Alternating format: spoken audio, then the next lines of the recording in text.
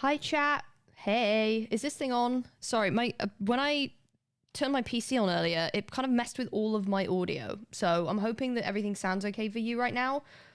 What I've noticed is that it's just everything's my desktop and my music's just quiet for some reason, but only for you guys and not me. It's really weird. But hello, how we doing? Welcome back. Lovely to see you all.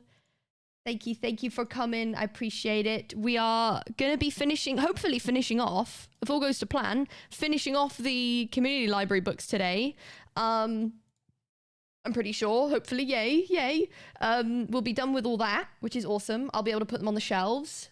I think that's the main plan. Also, I know that I've missed things on the Realm. I had some mandatory traveling things to do, so I couldn't be here. So we're going to just go catch up with that. Meta-wise, I know vaguely what's gone on, but I would like to see it for myself in Minecraft. Hello. Hello, chat. Hiya. Yes, welcome in. I hope you guys are good. Hi, chat. I can't feel half my mouth and tongue. Like, on purpose, Incendio? I'm assuming you've had some dental work done. Or you've just, I don't hit your head really hard. I don't know. Hope you're okay. Welcome, camera. How you doing? But hello, welcome back, Myth. Welcome back, Essie.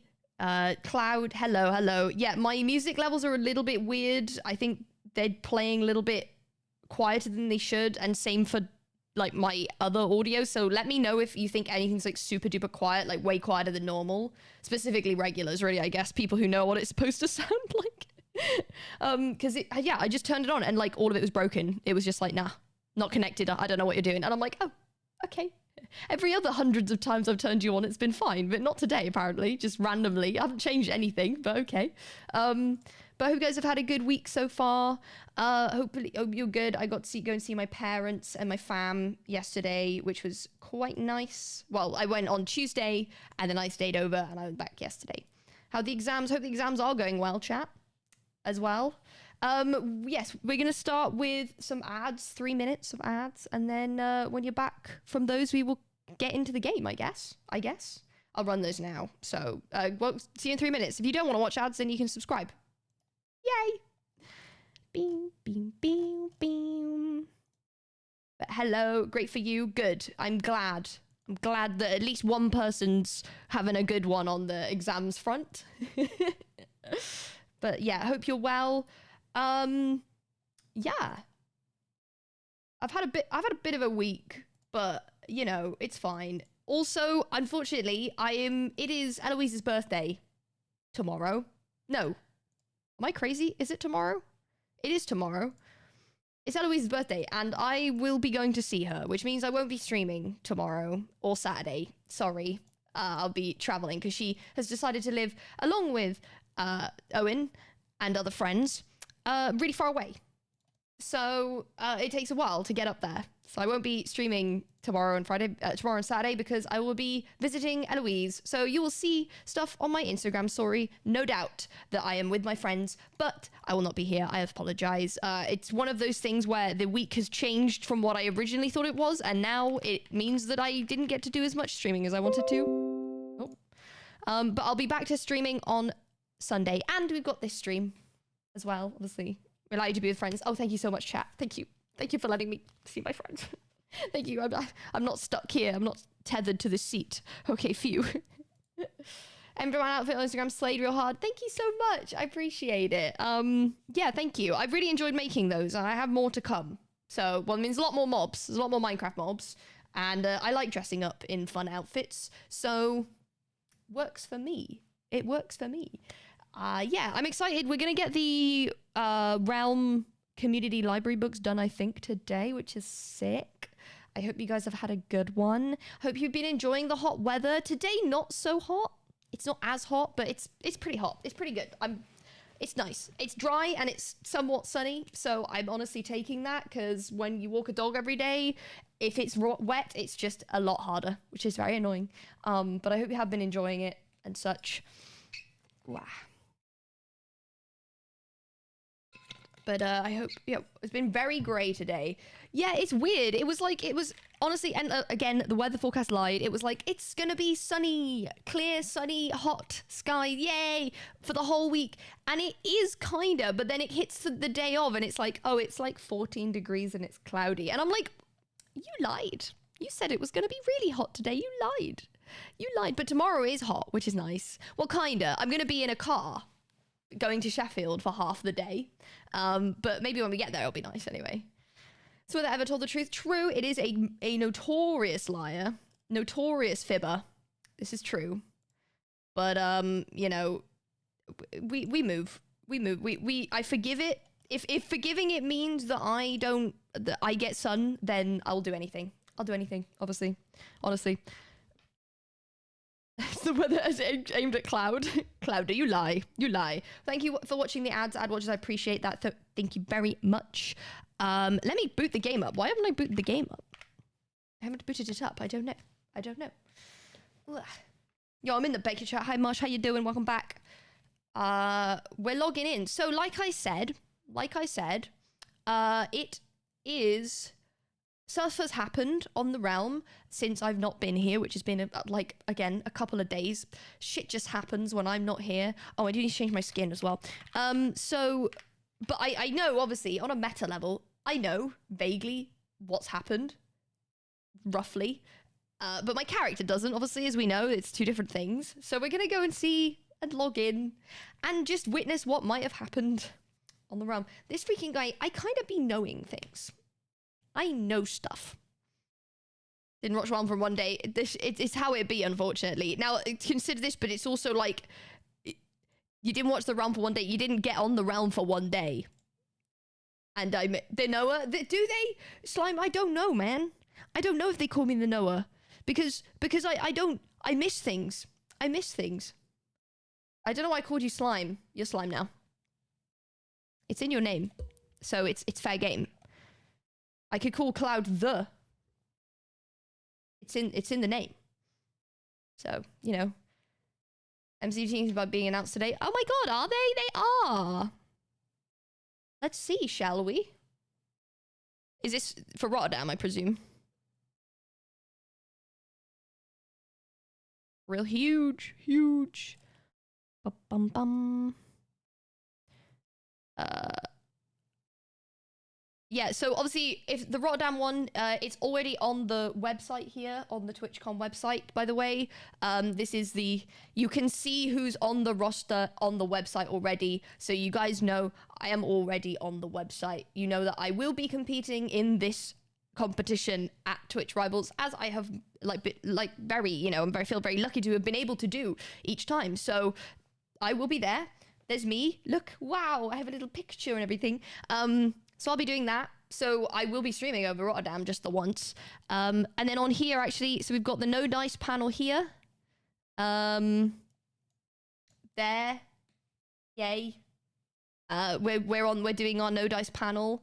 Very much recommend you guys watch that on Twitch if you have watched any of No Dice. If you want to see, we'll be talking about a lot of different things, but it will be on, I think, streaming to the official Twitch channel, which we will obviously make sure to distribute that it's going live. So you guys, even if you're not going to Rotterdam, then you can watch it. But also if you are going to Rotterdam, you definitely should go. You should definitely, it's really cool. It's in the Glitch Theatre. It's really cool. And we also have a meet and greet. It is on Saturday. So if you are going to Rotterdam, I think they will be something that the meet and greets you'll be able to sign up to soon. As in possibly today, ? If you are going to Rotterdam, you can reserve a spot in R1. Me and Elle and Owen are doing one together. So why is one of the tagged women? Take a wild guess. Take a just absolute shot in the dark guess of why that might be. Do you know how to sign up? It will be, so if it works the same as previous years, Elski, to register for a meet and greet, it's usually in the TwitchCon app, which is currently, for me, it's not updated and it doesn't show Rotterdam. It might be changing, but I'm pretty sure it's in the app, but the app hasn't been updated yet. But when it is, I will let you know. Also in the Discord, you can react to... You can react in the roles channel to get a TwitchCon role if you're going to TwitchCon. So I'll ping you for updates and things. Yeah, it's not in the App Store anymore. I'm pretty sure it's coming back on, but I can't guarantee. I actually don't know. Regardless, whenever I know, I will let everyone know. Because I want you guys to come to the meet and greet. Because it's honestly such a highlight. Meet and greets are great. I just love meeting everyone. It's so sick. It's just I get to just it's like one of my the main reason I go is to meet people, and it's just sort of like, oh yay, nice, everyone's in a nice queue for me. Oh, that's good. That's good, and I could talk. Regardless, though, I will obviously let you I'll make sure that everyone gets to sign up. But regardless, if you can't or don't, or it clashes with something else you want to do, I will be around the con. I tend to walk the con floor at various times to just. We all look around Artist Alley. I go and walk around the expo hall. I'm just about. So, you know, I'm not somebody who is not findable in between official meet and greets. So I'm sure that you'll come across me at some point. At some point. When you view here, welcome, Nixon. How you doing? Right. Let me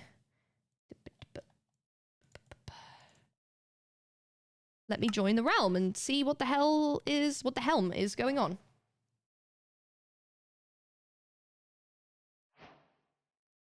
Okay. Well, my library is good. Yay! Haven't been on in a couple of days. Oh, hey, Luki's on. Hiya. How goes it? What? The realm? The realm? But yeah, it's feasible that we finish all the community books today, which is great. Not because I want to be rid of them. It's like, you know, I've been working on it for a bit now, so it's nice to come to the end of a project. It's quite a loud noise. Just realized. Oh, it's probably because I've got blocks turned up, maybe. Oh no. I don't know. I don't know. Doing good. How's you? I'm good. I'm good. Ah, that damn white man. How's the clipping leaderboard going? Blue is still top of the clips leaderboard by a lot now. Thank you. Well done, Blue. Well done, Blue. We'll have to, like, review those clips at the end of the month, because I'm interested to see what got the most views. Hello, Borgir. You're doing well, I see. Yeah, well. Yeah, okay. My property value.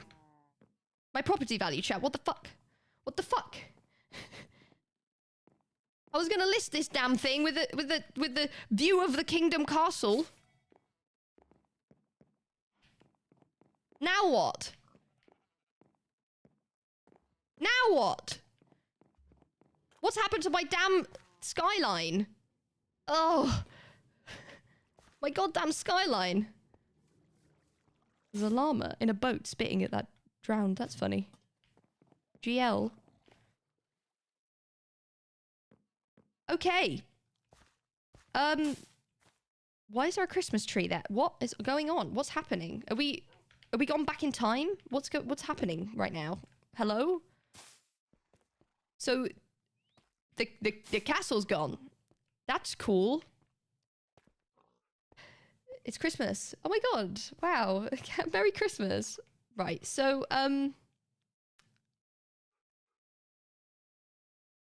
it's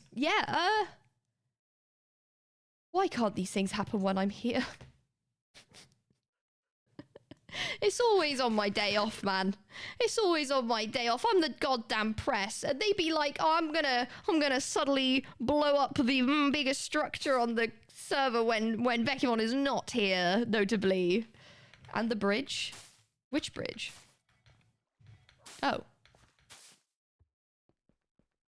The green bridge is gone? Oh, well, I mean... whatever. Green bridge. It's also at 3 AM. It's on purpose so you don't report. Like I wouldn't notice? So I don't report on it as if I would just otherwise not know this had happened somehow. Foolish login platform. What's happening? There's a... Oh, that is... That's the throne! That's the throne! Ironic that. That is just full of irony. That's irony, that is. That's irony in visual form.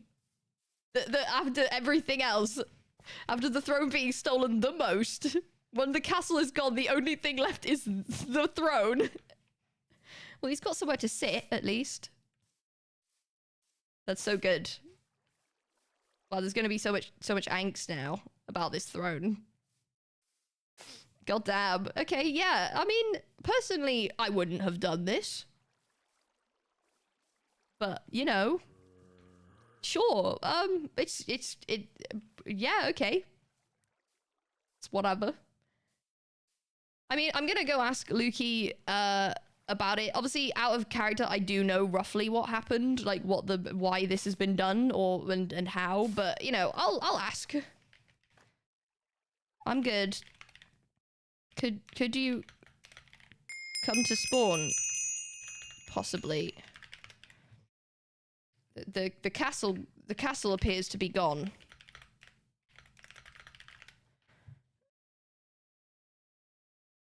Hugh, thank you so much for the 25 months. Thank you. Yippee!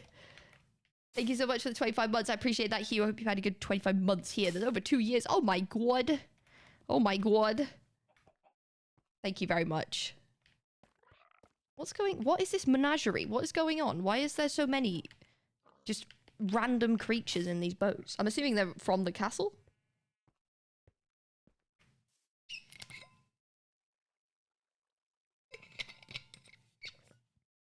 Maybe the cat. It's oh my god, guys! How's moving castle? Foolish is moving castle. It's just grown legs and walked away. Obviously, duh.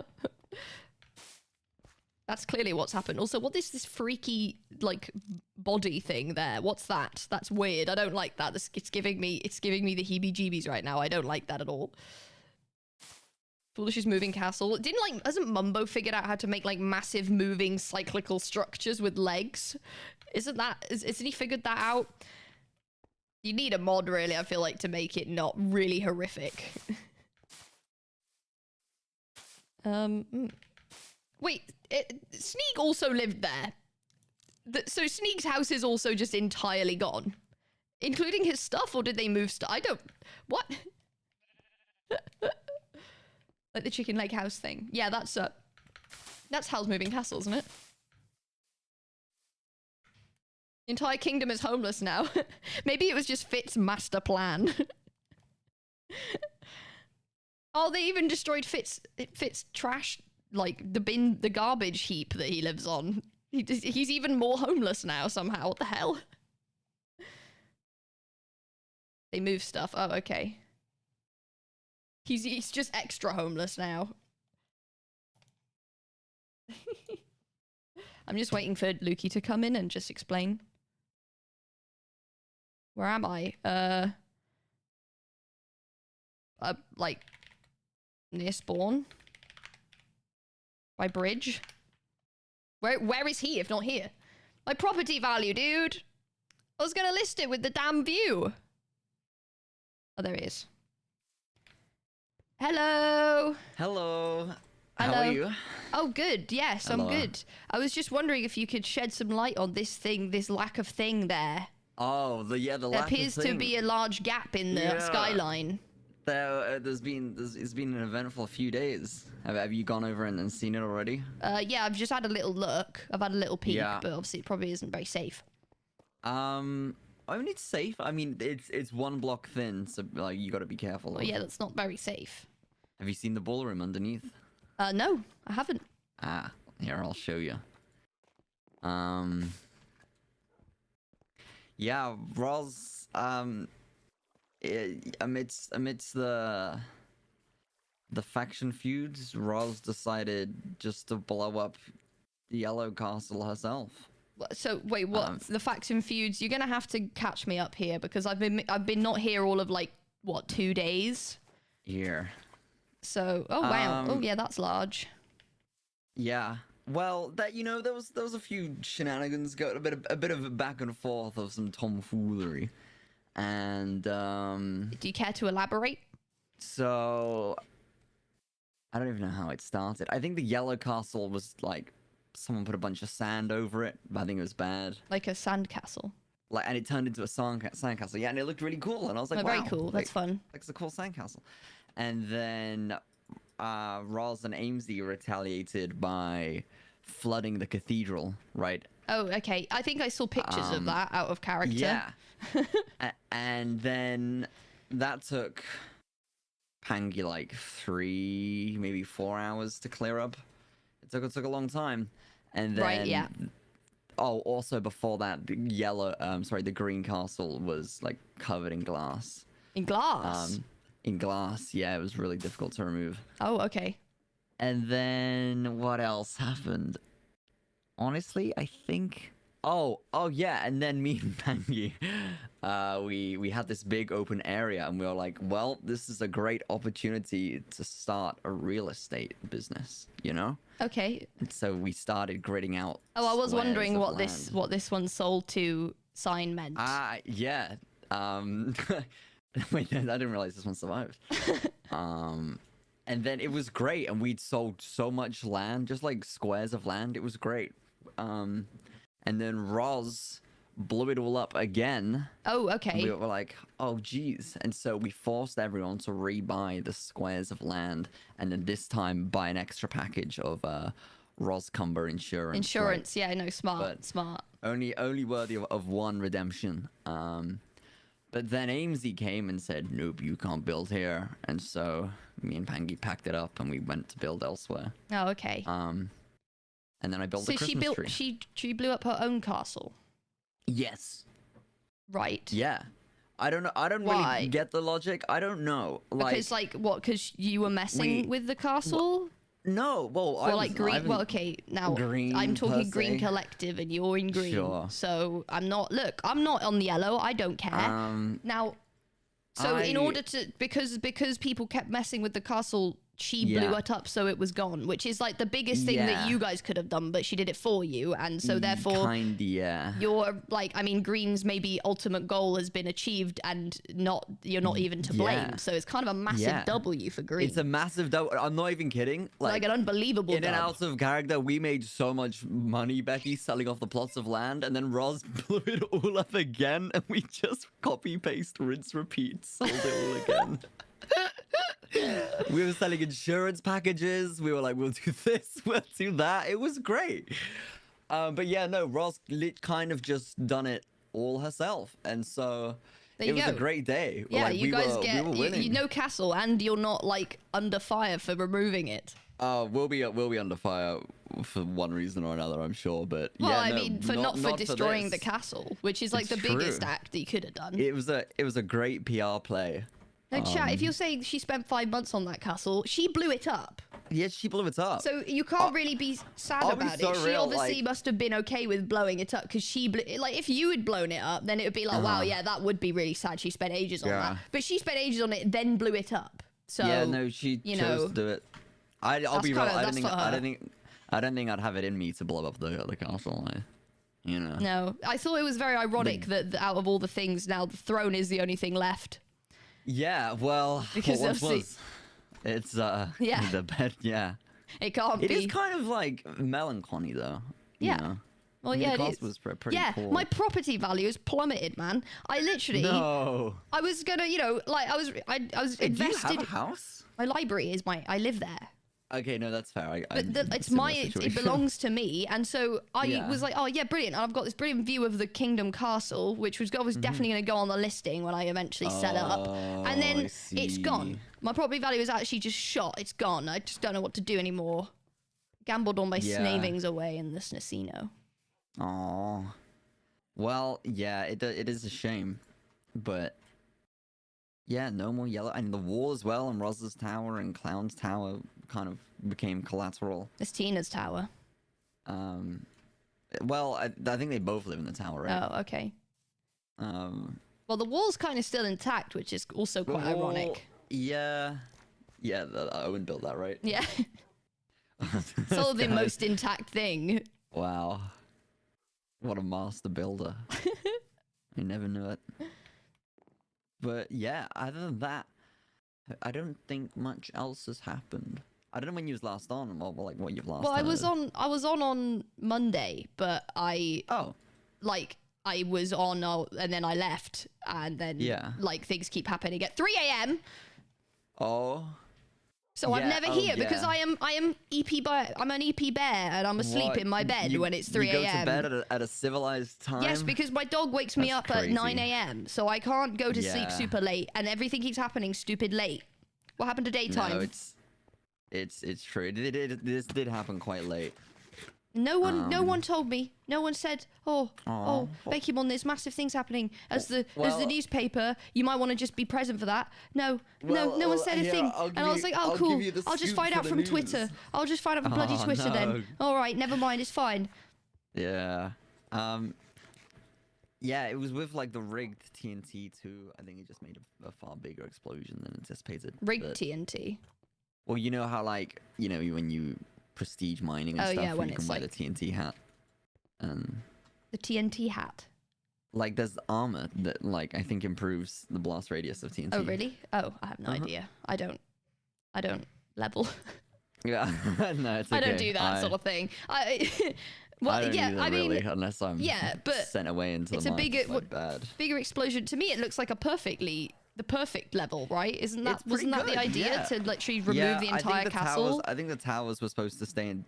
Well, I mean, that's just sort of hazard with what you're trying to do, I feel. Yeah. Like, I wouldn't really... It's true. I know, you might be like, that's unfortunate, but also, like, don't blow up things, and then they might not get blown up. Well, yeah, what'd you expect? I've never blown up my builds, and nothing that I haven't wanted to blow up has been destroyed, so... No, I wouldn't recommend blowing up your own castle, personally, but, each to their own, and... Yeah, I was just surprised one day when I logged on, I was like, the castle's gone. And you saw a business opportunity. And it was great. Entrepreneurship. We were ushed out again, so there'll be no more selling plots of land. I see. But how have you been otherwise? Oh yeah, fine. Yeah. Aside from how to live. Oh, I'm glad I can provide the. Well, yeah, I'm glad that because I mean, I like out of character. I know what's going on because I use social media. But like it's good to get it in the game. Yeah. We love a biased retelling of the story. Yeah, exactly. You'll log in tomorrow, Ross will be like, Lukey blew up the castle. Shh. No, I was not involved. Yeah, well, I was surprised. Honestly, yeah, I mean, it's pretty surprising. I was shocked. Yeah. And then like, because it was hers. Yeah. And like, if I didn't know, then you coming to me and being like, she did it herself. Well, I'd be like, oh yeah, sure, buddy. Okay. Okay, rival faction member who's interested would be in to destroy this castle. No, yeah, sure, she did it herself. I would never, Your Honor. I'm an innocent man. Yeah, no, it's true. I think it was her, Amesy, and I think Zam was present. But yeah. I don't know what their goal is now. I think they're working on another castle. Oh wow! Well, But sure. Maybe with this plot of land, or maybe like somewhere else further away. Possibly. But yeah. That's all. Really. Oh well. Okay. You got much plans today? No, I've got to finish off the community books, and then I'm done after today, I think. Ooh. How many more do you have? Not that many. Like 40, 30, 40. Oh, that's not... Which isn't crazy. Oh, nice. Yeah. Wait, that isn't crazy. Yeah. Oh, you're doing great. You're doing great. And then I'm done, and then I will have to figure out what next to do. Where are they? They're all on the shelves, but I'm kind of... I'll put like something in the Discord when I've actually finished putting them all up. Yeah. Okay, and that sort makes of point you guys to where they might be if you did want to have a little look-see. But it was more for like the vibes of if you go into the library and grab a book, it's all like different writing. Yeah, like none of it's placeholder books, which I thought just like the idea of. Yeah, I've got a big like library room, if you will, and like I just have a bunch of like empty shelves, and I'm like, I need to like flesh it out. I'm just slowly over time like accumulating. Say again? You could write for it. I have been writing bits. I've done a few like logs and stuff, but I don't know. You making the books pretty? I'm not. No. I know you can do that. How you just dye? You can dye them with dyes like normal, like leather armor would work. And then I do have some dyed books. And then you can also like put trims on them with the these workbench. Oh, cute! Wow. Yeah. But yeah, I didn't dye them myself.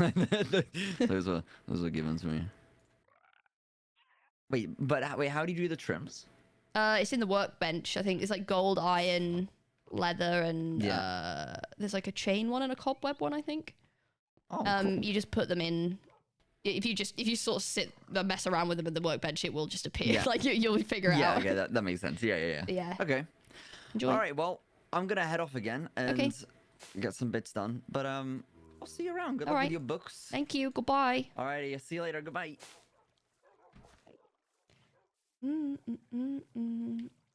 Wait, so Bagheera was there? I still have, I think, maybe seen Bagheera on here once ever. Oh, okay. Oh, it was, okay, Bagheera blew up the castle was like, you know, I see, I got it, okay. Got it. Sure. Even Saikuno's corpse. We just see John A just log in a panic.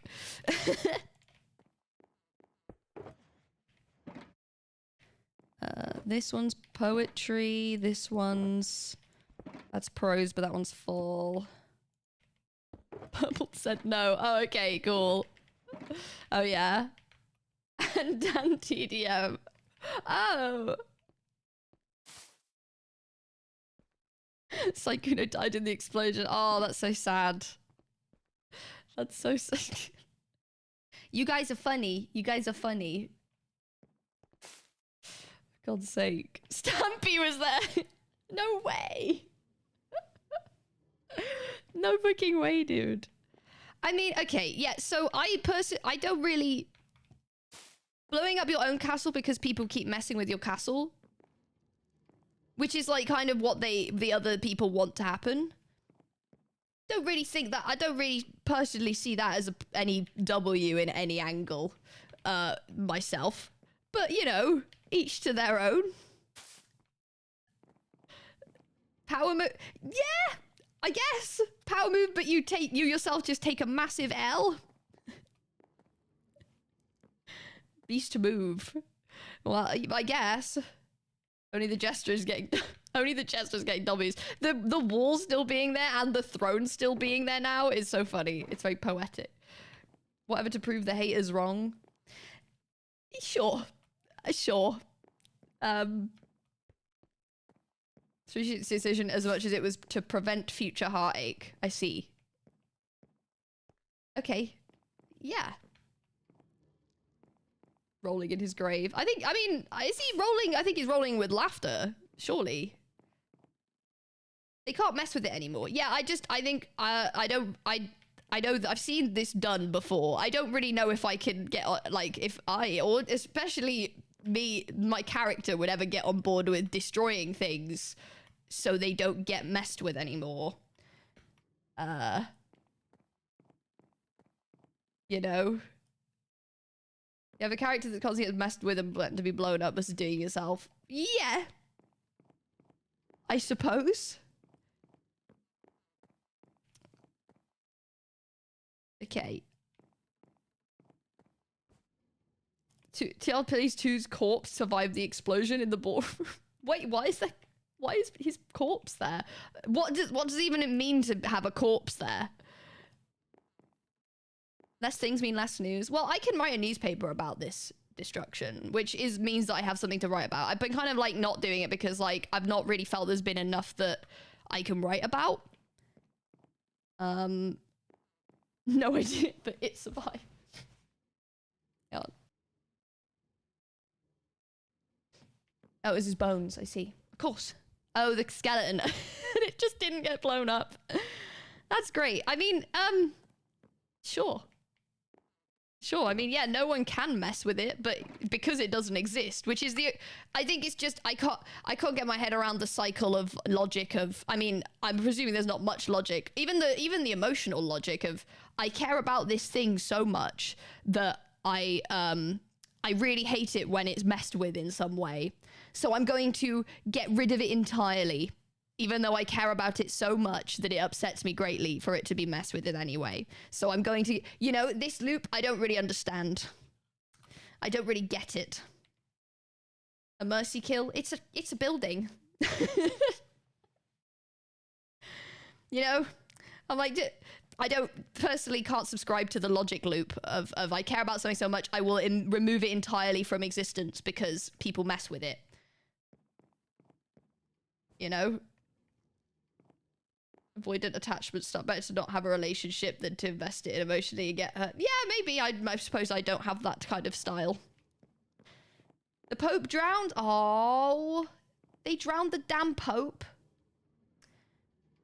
Fuck's sake. They're going to hell. They're going to hell. May also be, here's what I'm capable of in order to stop you messing with me. Yeah, but it's only what I'm capable of in, like, hurting myself, as in, like, harming things that belong to me and that I care about.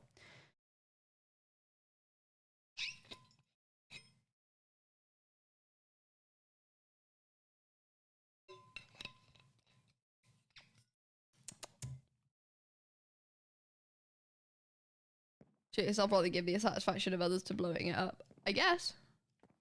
Are they going to argue because gay? I don't want to get into that conversation. It lines up. Yeah, I suppose. I think that it can line up and I can not understand the logic of any of the things.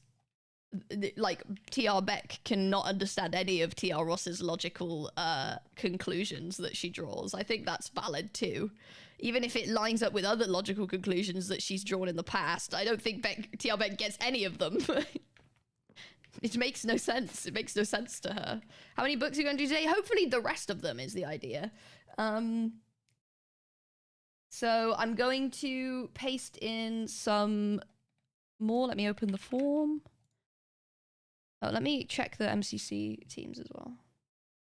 How many do I have left? Not that many. Oh my god, forms. What do you think I want to open Google? It's like, I just put form, and every time I'm going on the forms page for this form that I look at all the time, and it's like, you just want to Google the word form, and I'm like, no. No. What do you think I might want? Hang on. How many books are left? I don't know. It's something like 40-ish. I think it's 40. I'm gonna drink my water again, soz. Are you on a server? Yes, I am. Your morning eyes, I could stare like watching stars. That's very kind, but these are my afternoon eyes. It's 5 to 5. 10 to 5. But that's okay. Thank you. I wish people would listen. I think that there's like, there can be, I think it's, I've looked up, you know, I saw what's happened. I've seen clips and things of what, you know, what the thought process behind this was. I think that the thought process can be perfectly justified to a character. And if you, I'm not saying that that was stupid, but I'm saying that it can be perfectly justified and still be nonsensical to someone who thinks differently. That's what I'm trying to say. Like, that TR Beck sees no logic in destroying your own things because that just achieves the goals of the people that you're trying to, like, stop from bothering you. So, TR Beck's not going to get that.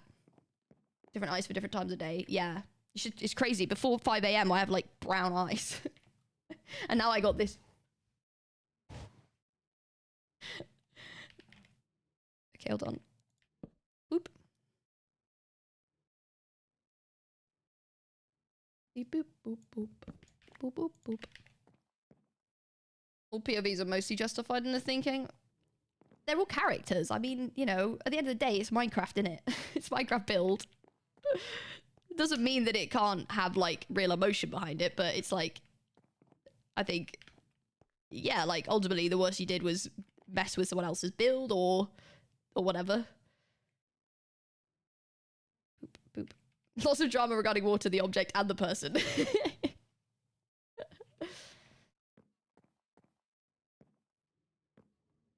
God forbid cubes have beliefs.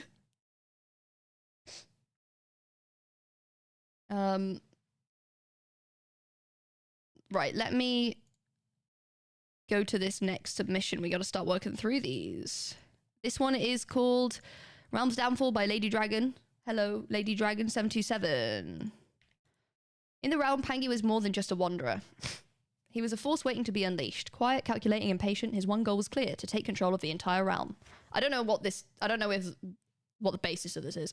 Starting in the shadows, Pangy studied the factions and their leaders. He learned the art of deception and manipulation, slowly gathering a group of loyal followers who shared his vision. The time had come to make his move. One night, he infiltrated the Yellow Faction's castle, slipping past guards and seizing control of its resources. But Pangy wasn't satisfied with just one castle. His eyes were set on the dragon shards and the power they possessed. With those shards, no one would challenge his rule. As Pangy took the Yellow Faction's throne, his followers spread throughout the realm, sowing chaos and gathering support. Yet as his power grew, so did the resistance. Some had begun to see through his plans and were organizing against him. But Pangy wasn't concerned. He knew the realm was full of ambition, broken alliances, and hidden weaknesses. All he needed to do was outwit his enemies, and the realm would be his. For now, he waited. Patience was his greatest weapon, and soon the realm would fall under his control. Nice. Dramatic. I don't know if that's canon, though. I don't think Pangy actually is angling to take over the realm, unless I've, just fundamentally misunderstood his character. Which, I could have. Far-fetched, maybe. Hang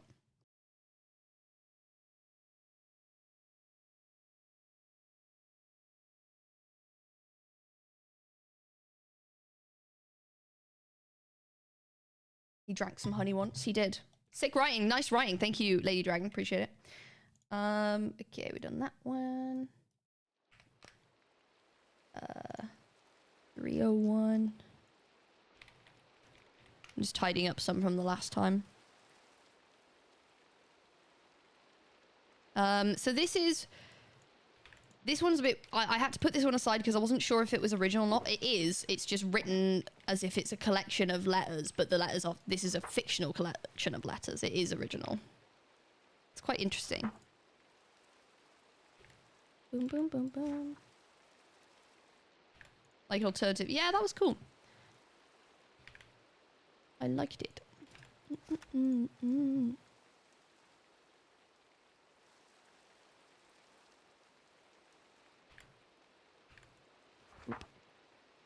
Oop. But yeah, I'm hoping we can try and get to, well, more time has passed than I thought it had, but I'm hoping we can try and get through most, or if not all, of these today. I might just keep going until we've done them all.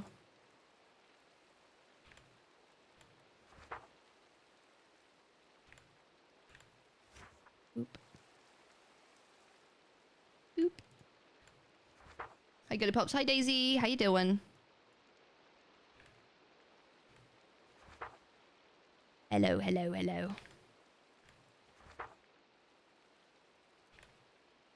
Boop. I'm just pasting. This one's on the longer end as well.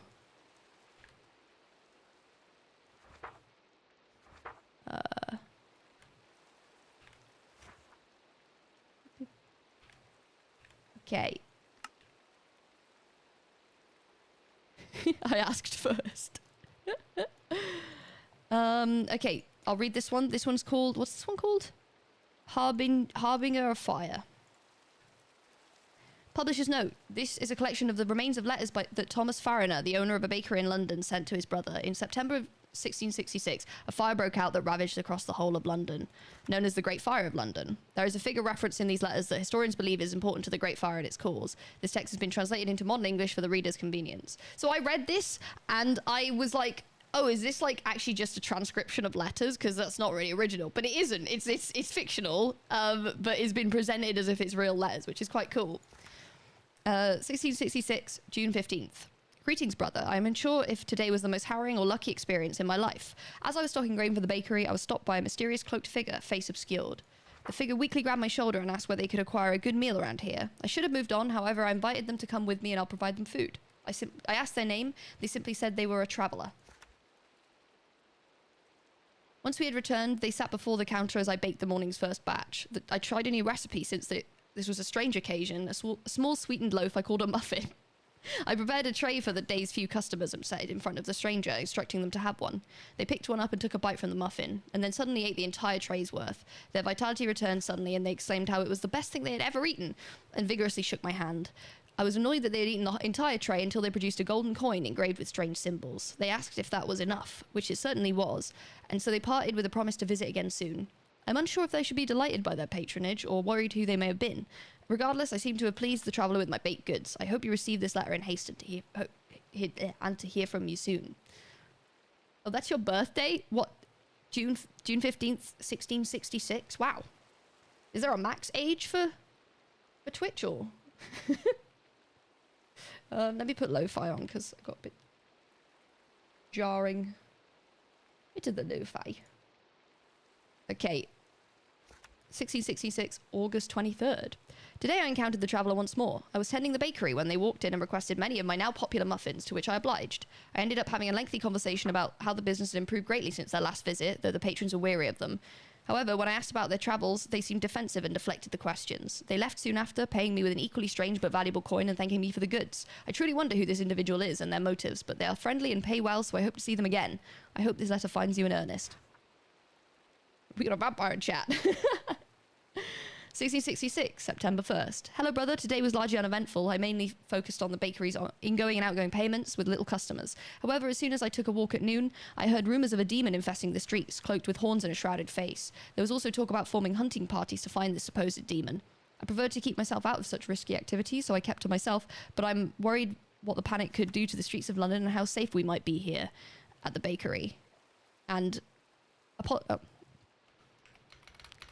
Apologies for the last sentence's sudden pause. I had a knock at the door and it was the traveller, panicked and begging to hide within my house.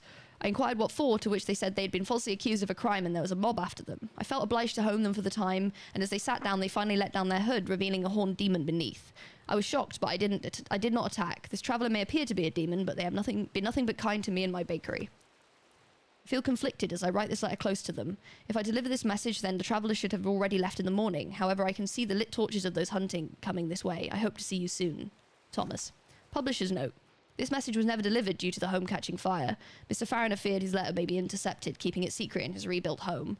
It is unknown who this traveller was. However, there are many references throughout history of a similarly described figure. These letters shed light on the real cause of the fire, a panicked crowd hunting what they thought to be a demon, setting fire to the bakery and thus London. I like that. That's so cool. I like that they've like taken... I'm assuming the demon here is... I mean... Well, let me read. Story is framed in a modern published collection of letters from Thomas Fariner, the actual owner of the bakery in which the Great Fire of London started. Now he meets a mysterious figure who in the end asks for refuge in his house from a demon hunting mob. So like it's intended to be bad in that like the muffins obviously and the demon and his immortality. That's really cute. I love that. I like that it's like tied into like real events. I like that a lot. That's really sick. Thank you, Moon Lettuce, for that one. Appreciate that. That was very, very cool world building. And like, I literally had to double check because I thought, I was like, is this, you know, is this an original piece or what, you know? Look at this.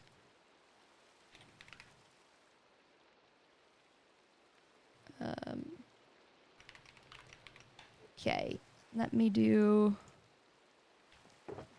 grab another book.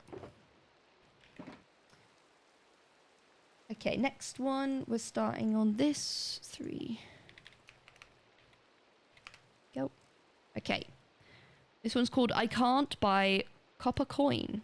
So I'll paste this real quick. I think this one's Yuri, guys. I think it's Yuri, but not like Aimroz or whatever. It's like other outside Yuri. Unrelated Yuri.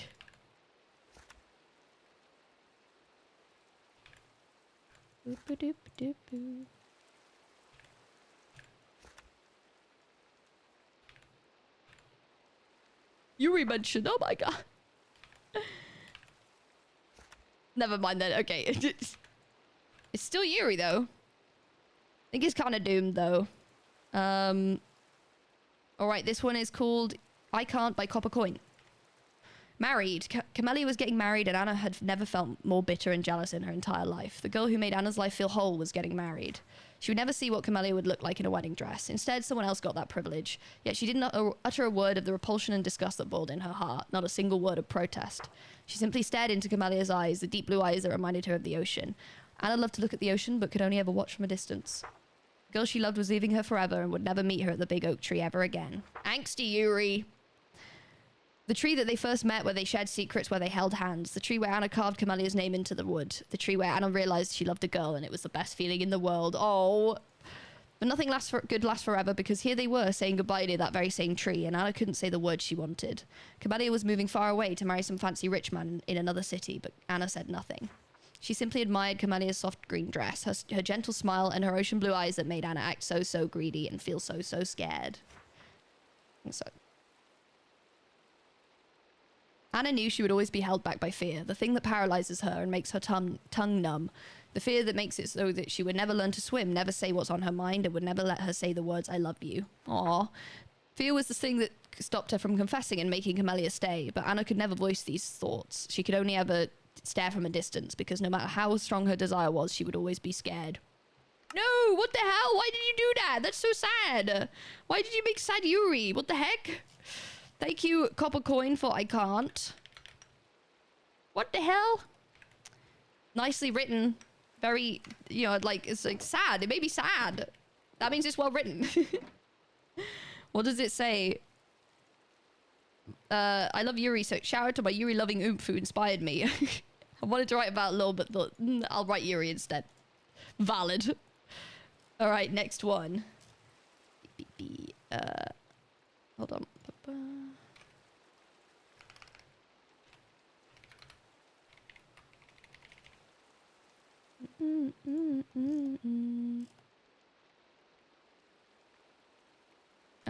Just having a look.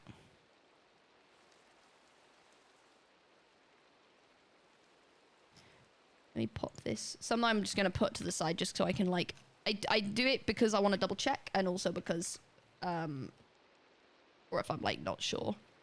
Is there happy Yuri? Well, I hope so somewhere. I hope so somewhere.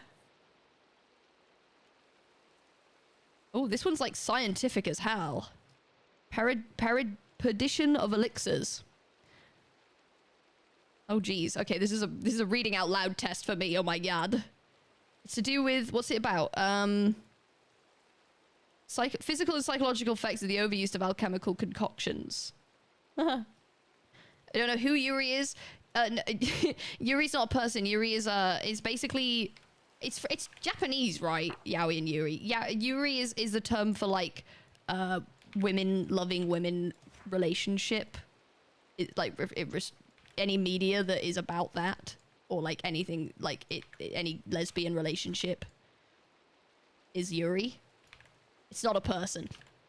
And then yaoi is the equivalent for like men, like gay men.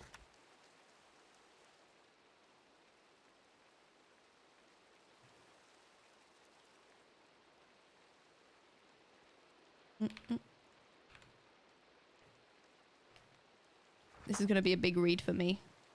Patience. Be patient with me, chat. Be patient. Sapphic, yeah. Oop.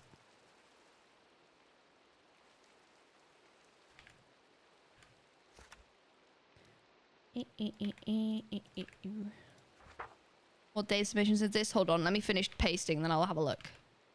Oh, it's too long.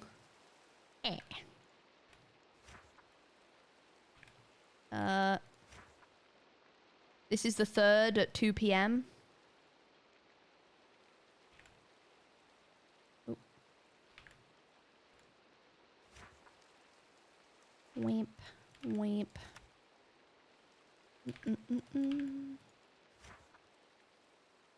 So I know Becky know who killed Pangy from corruption. Yeah, Amy explained it. Amesy explained it, as in, like, TR Amesy explained it in game. Amesy explained it in Gamesy, you know? Yuri comes from the word for lily. Does it? Oh, that's cute.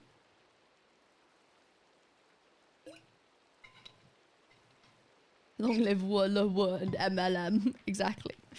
Let me have a little sleep, because I don't want the phantoms to get me. / be really loud, because it gets in the way of me reading. Okay, bang. Bang. Right, let's read this one. This is going to be a challenge for me to read, so bear with. As in, like, it's just a lot of long words. It's called Perdition of Elixirs. The name of the author is in, I think, enchanting language, so I can't read that. Okay, in the expanding field of alchemical praxis, the advent of consumable enhancements, commonly referred to as potions, has revolutionized both mundane and martial aspects of life. While they do indeed bestow superhuman ability when used wisely, chronic and indiscriminate reliance on such elixirs results in profound physiological and psychological consequences. Okay. This study endeavors to dissect the ramifications of excessive potion consumption, particularly that of swiftness, strength, and invisibility, although all of which are immensely popular amongst players. Let's begin with a potion of swiftness, synthesized through the infusion of sucrose, which is sugar, and netherwort within a mundane solution. At first, it invigorates the muscles and accelerates neurological responses. However, continual exposure to continual exposure. I can't speak. The words are too long. However, continual exposure to such enhancement destabilizes the equilibrium of natural locomotive functions. The body, no longer trusting its own rhythms, becomes ensnared in magical dependency. They're saying you can get addicted. Oh no. Addicted to swiftness potions. You're like, gotta go, I'm sorry. Subjects observed under sustained swiftness influence exhibited neuromuscular tremors, disrupted sleep cycles, and an inability to perform basic kinetic tasks unaided. Potion science. These effects are compounded by psychological unrest, increased irritability, compulsive motion, and in extreme cases, delusional perceptions of time and spatial distortion. Alchemically induced acceleration becomes not a gift, but a prison of velocity. The potion of strength, imbued with combustive blaze powder, induces a transient enhancement of muscular output by artificially stimulating the arcane channels that govern force. Where's my Becky nerd emote? While it may be advantageous in confrontation, repeated usage induces muscular degeneration. The body relies on the potion's influence, failing to develop or maintain its own strength, and over time, natural endurance wanes. Of equal concern are the psychological ramifications. Heightened aggression is frequently noted, alongside diminished empathy and a reduction in tactical judgment. I know big words. I know it. I'm here for it. I love this. It's very clever. I like the idea of like potions. The realistic impact of always taking strength potions is that your own muscles don't really need to develop and keep themselves maintained, so you end up getting weaker, beneath the potion effect, which is cool. The subject perceives themselves invincible, emboldened to engage in conflict without sufficient cause or caution. In community-based servers, strength potion abuse has directly precipitated societal collapse. The elixir of invisibility, concocted from golden carrot and a fermented spider eye, renders the subject unseen to any eyes. At first, its benefits seem unmatched: stealth, escape, observation, yet repeated use may fracture the mind of even the strongest individual. Often, the unseen mind may forget that it even exists. Oh, that's so clever! Extended users often exhibit derealization, a mental state in which the self becomes unmoored from reality. They forget what it means to be seen and thus to belong. Trust and relationships decay, and unwatched actions may erode the moral anchor instilled within every mortal. Furthermore, isolation deepens. Freed from consequence, one's conscience withers. Many who suffer effects of apostasis, the effects of apostasis, never truly return, not because they cannot be seen, but because they no longer know how to be known. Ooh, that's so clever. In moderation, potions can indeed offer the advantage needed to survive in a perilous world, yet they should not be regarded as a permanent solution. One's true strength lies not in the temporary fleeting effects of arcane brews, but rather in one's own resilience. Habitual use corrodes the mind, body, and society. Moderation is not merely advised, it is crucial for survival in a world steeped in magic. Potions may be tempting shortcuts to power, but overuse results in a heavy price that no alchemical strength can prevent. That's so good. Wait, that's so clever. I love the idea that, like, if you... a brain that's been made invisible forgets that it exists is so cool. Like, it can't perceive itself. Yeah, it says in the notes, it says this study was written by M. Futura of the second wing of the elite circle and describes the physical and psychological effects of the overuse of alchemical concoctions, more commonly referred to as potions. It focuses particularly on the effects of swiftness, strength, and invisibility, the three most popular brews taken by players across servers. Let's talk about gapple addiction. True. I mean, that just gives you a lot of potion effects, I guess. I like it. It's so, like, it's very realistic. It's clever. Big brain. Big brain. Thank you, whoever wrote that. It's kind of... the author name is written in canon as well, so it's quite hard to tell. That was very cool.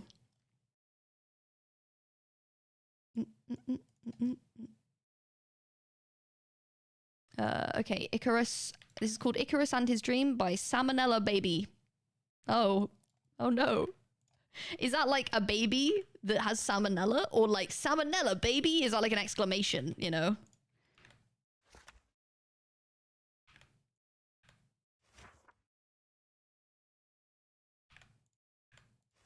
Leave a copy at Phil's. Maybe I will. Yeah, this one's, yeah, it's good. Amos would love this book. Icarus and His Dream. Okay. I always dreamed of what it would be like to reach Nirvana. Can't relate.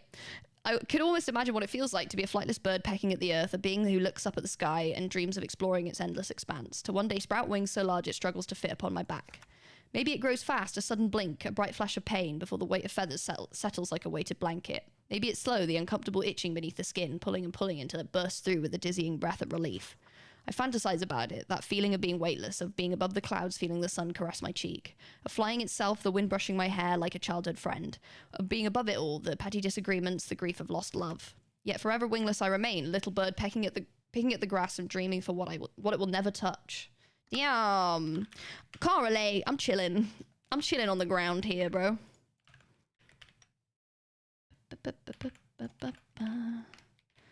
Thank you, Samala Baber, for Icarus and His Dream. Was there notes? It's to do with the inspiration behind this piece was that I once saw fan art of Babo Halo with 4 wings, an artist's depiction of what he'd look like when he'd reached Nirvana. Ever since then, I thought of Nirvana as having these giant wings capable of bringing flight. And then thought about Icarus's story. Felt like I was another Icarus looking at the sky. Yeah, it's cool. I like it. Thank you. It's kind of melancholy piece, but but good also, in a good way. Melancholy being like sad. Okay, this one's called My Creature by a Not a Mouse. I think that a Not a Mouse is like anonymous, is the idea.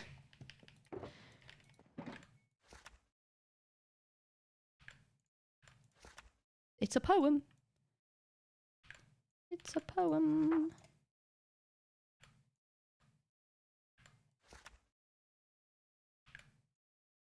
Okay. Audiobooks, we're on the 3rd. I'm going through all of them. They will all be happening. We only have like 30 or so left. But there's some that's that have been put to the side. Okay, the ads, I'm going to play the ads because they're due now. I will paste some more books in. There's one long book I want to paste in, so I'm going to paste that while we're watching ads. Thank you for watching the ads, non-subbies. I will be back in 3 minutes. I won't read any books while the ads are on because I'm nice. So see you in 3 minutes. Apart from subscribers, which you will stay. You will stay and you will watch me paste. You will stay and watch me paste. Hehehe. Okay. So I've done what number?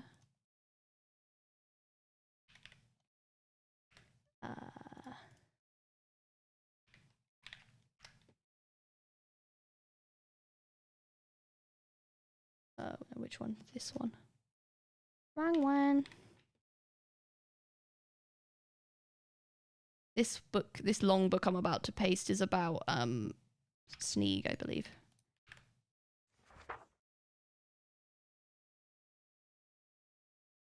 Bum, bum, bum, bum.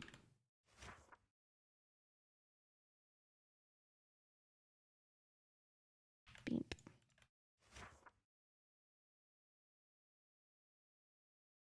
There's Mr. Vilga's book? Nope, you did not.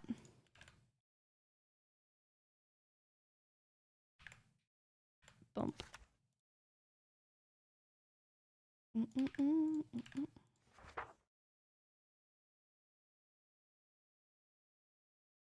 I'm pasting.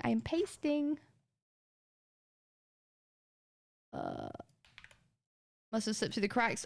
There shouldn't be any cracks. There are some books that I have not put in, but they're for various reasons. But also, I have done all the streams. If you might have missed it in the VOD, possibly. There's that too. Okay, I'm just trying to make sure that I get all of this piece because it's quite long. I don't want to fuck it up.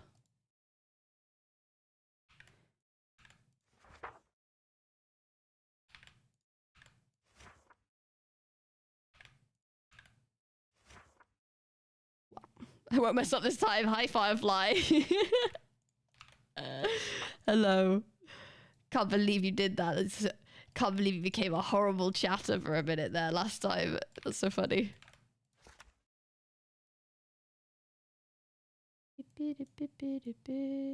Oh, simply practice escaping ads. I see. Yes, you have. Some lucky peeps don't get ads. I don't control who gets them. It's by bigger rules than I.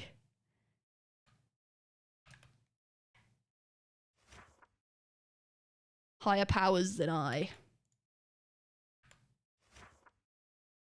So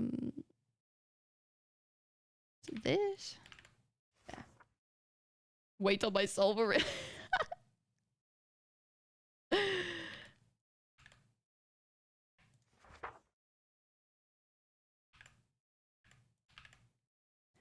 Bum bum bum. Yeah, sorry, this ad break is a little bit quiet. It's a little quiet because I am trying to paste a long bit of text. Oh, the ads are done. I'm not even done. Oh my god. I'm getting there, chat. Welcome back, ad watchers. Thank you for watching. Appreciate it. Bump. Okay. If you guys would get ad hates you, I just specifically chose you to have the ads. Haha. Okay, this one is longer. This one is from, it's called The Warden of Yellow, Sneak, by Crying Cryptid. Okay, it's a short fanfic, and it's about Sneak. Okay, ready? It started quiet with a low, gentle hum. Magic could be scarce in some worlds, limited down to the very basics of enchanting or potions. But here, magic seemed to breathe with the world itself, pulsing veins of different energies bursting through the crust of the earth they stood on. Even the most basic of things seemed more filled with magic. People he recognized, people he didn't, legends he had only heard about. They laughed as they set out on a new world. They felt strange when Phil and Hib had come across Foolish at the start of his new kingdom. He could feel it, his antenna puffed out like he'd been hit with static electricity. Everyone had magic here, that much he could tell, but standing up close with Foolish and Phil felt like he was stuck between a storm and a cold ocean. They were thrumming with power, but it was wispy and floating, like it was somehow overwhelmingly present and barely even there at all. That's when he knew something was different about this place, something unnerving.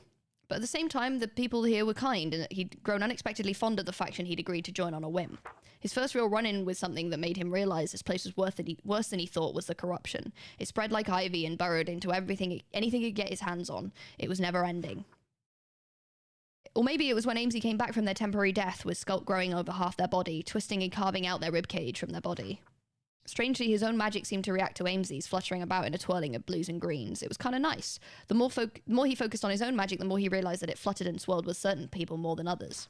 Their colors mixing and wisping around him felt almost like a hug. When he awoke and checked his communicator, he nearly lost it, seeing Roz was now displaying her name in a shiny purple rather than the bright yellow of the kingdom. That simply would not do. Finding her was easier than he thought, but her story made his lip curl in distaste. Sieg was happy to be the big scary dog at the end of the day. He just wished that he didn't have to be, especially to someone who he thought was part of the team. Resetting him wasn't fun, but it had to be done. Besides, he could always come back if he wished. There was another new thing Sneak had never experienced. Opening the small screen that displayed their names also showed a life count, and with it, death was somehow more real, but also impossible. He's not sure how this realm chose when you died permanently and when you came back, or if you came back different. It confused him. Everything about this world made his head spin, and so he decided to stick close with what he knew. He worked hard towards the magic in his veins, toiled away in the heat of the forge when one of his teammates came asking for new gear. He wore his title of Royal Blacksmith with pride. He even reached heights with his magic that he thought impossible. It came with a price. He had played with a certain type of devastating magic, foolishly thinking that because he hadn't died like Amesy that nothing could affect him. Skulk was dangerous, not only for the wardens it could spawn, but apparently for the infection it could create. He wondered then if this was how all wardens came into existence, infected with a disease that seemed impossible to cure. It started slowly after he worked on the device that would allow him to teleport to the castle on a moment's notice. Sorry, I can't speak. What he thought to just be dust was more like ivy sinking into his skin and clothes and growing on him until he couldn't put it off anymore. All attempts to pull or cut it off did nothing, until eventually it crawled up to his face, now sensitive to every noise and sound. His heart started to thunder when those he cared for were in danger. Occasionally his vision would even start to go darker. It was maddening. But with all that came a strength. Wardens were notorious for being hard to kill, and he certainly felt like that. The strength thrumming in his veins from his own magic, mixing wildly with the magic of the infectious skulk until the colour was almost recognizable to his previous blue. Foolish was not lying when he called Sneak the Warden of the Kingdom. He slipped back into the shadows, more comfortable in the dark environment of his cave. His ears stayed open and ready to pick up any noise that could hint at danger. He could be this creature of strength, even if it meant protecting those he cared for. And when the castle shrieked with the promise of an attack, Sneak was always there to answer. Very nice. I like it. Longer. That was why I put it to the side, waiting for an ad break. But thank you so much for the Warden of Yellow. And really nice, well-written piece about Sneak there. And I like, you know, digging into that sort of how the disease and like why, you know, what the effect of the skulk and everything.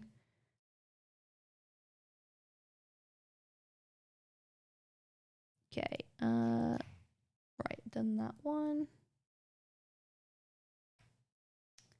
And then we'll go to that one. Oh yeah, so then I've got this other one that I pasted. Hold on. This one. All right, next one, we got a poem.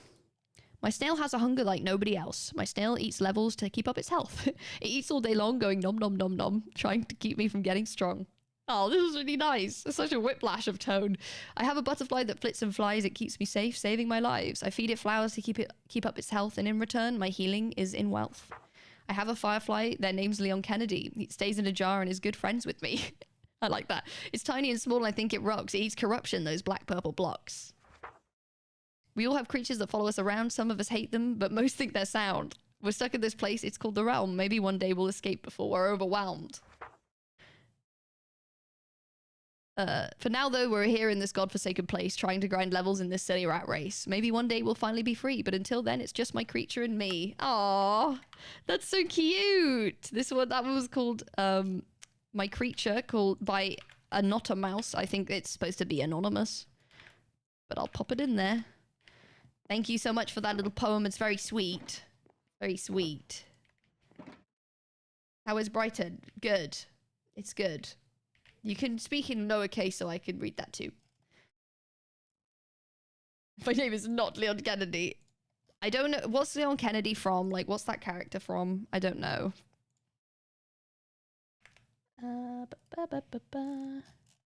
Okay. This one's a short one. This is called Aurora Borealis by Emily Mickle. Bam.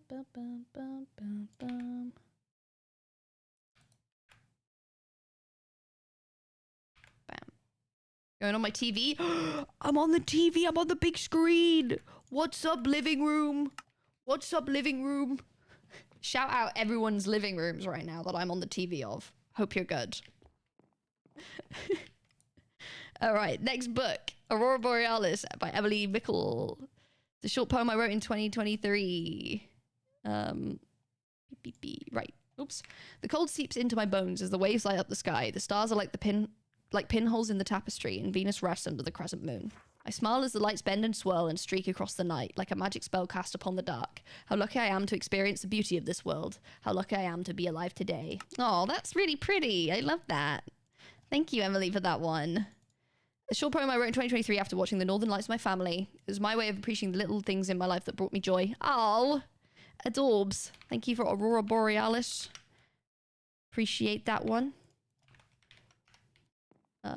Poem box. Easy peasy. Easy peasy.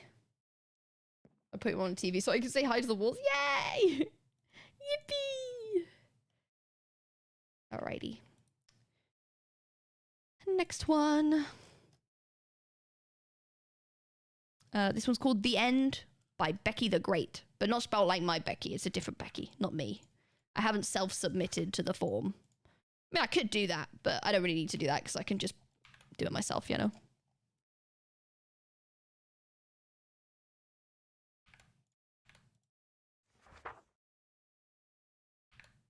Boom.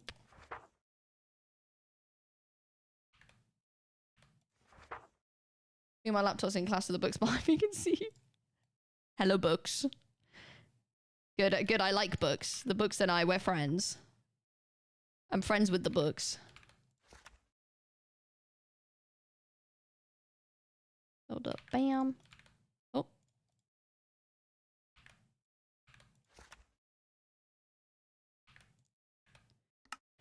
Okay. All right, this is called The End by Becky the Great. I think it's a bit silly, but it's funny. Okay, I'm looking at a closet door. What's up? The end. That's where I am. The huge floating islands where the Ender Dragon lives. A huge black monster with glowing purple eyes and light grey spikes on its tail is flying at great speed towards me while breathing purple fire. I blocked myself up with some dirt and bridged over to the end isle. First I tried killing it with a wooden sword, then a stone one. My final attempt was still unsuccessful, and I'd used a diamond sword, one of the most powerful weapons in the game. Then I remembered that the Ender Dragon will keep healing until all the end crystals have been destroyed. I picked up my bow and I shot them all. I found 5 blocks of iron and a carved pumpkin in my inventory. That's convenient. The carved pumpkin was for the Enderman, if they can't see you if you're wearing it. I just had the iron in my inventory because I was exploring in the caves and didn't have time to put it in a chest. I thought about what I could do with it, and I suddenly remembered how to make an iron golem. 4 iron blocks in a cross shape and a carved pumpkin on top for the head. I made him so he'd protect me from the Enderman while I was killing the Ender Dragon. I thought about how to kill it since nothing worked. Then I remembered that I had my Minecraft manual in my pocket. And I looked at the part labeled The End. It said you need to break all the end crystals and tell the Ender Dragon a really bad joke. I racked my brain for a bad joke and I finally thought of one. My ocelot was having trouble watching YouTube. Turns out the video was just on pause. To my surprise, the joke worked and the Ender Dragon died laughing. That's cute. It's like a little fanfic of how to beat the Ender Dragon. That's cute. Thank you, Becky. You did great for that one. You are the great. I'm probably going to put that in the meta one because it's not like just jokes. It's more like it's meta as well. Cute. Need more books. Like a kid's book. Yeah, I know. It's adorable.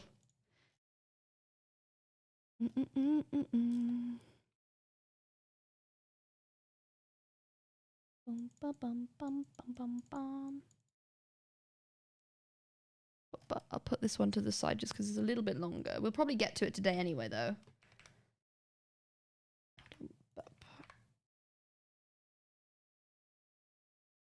Bam. What number?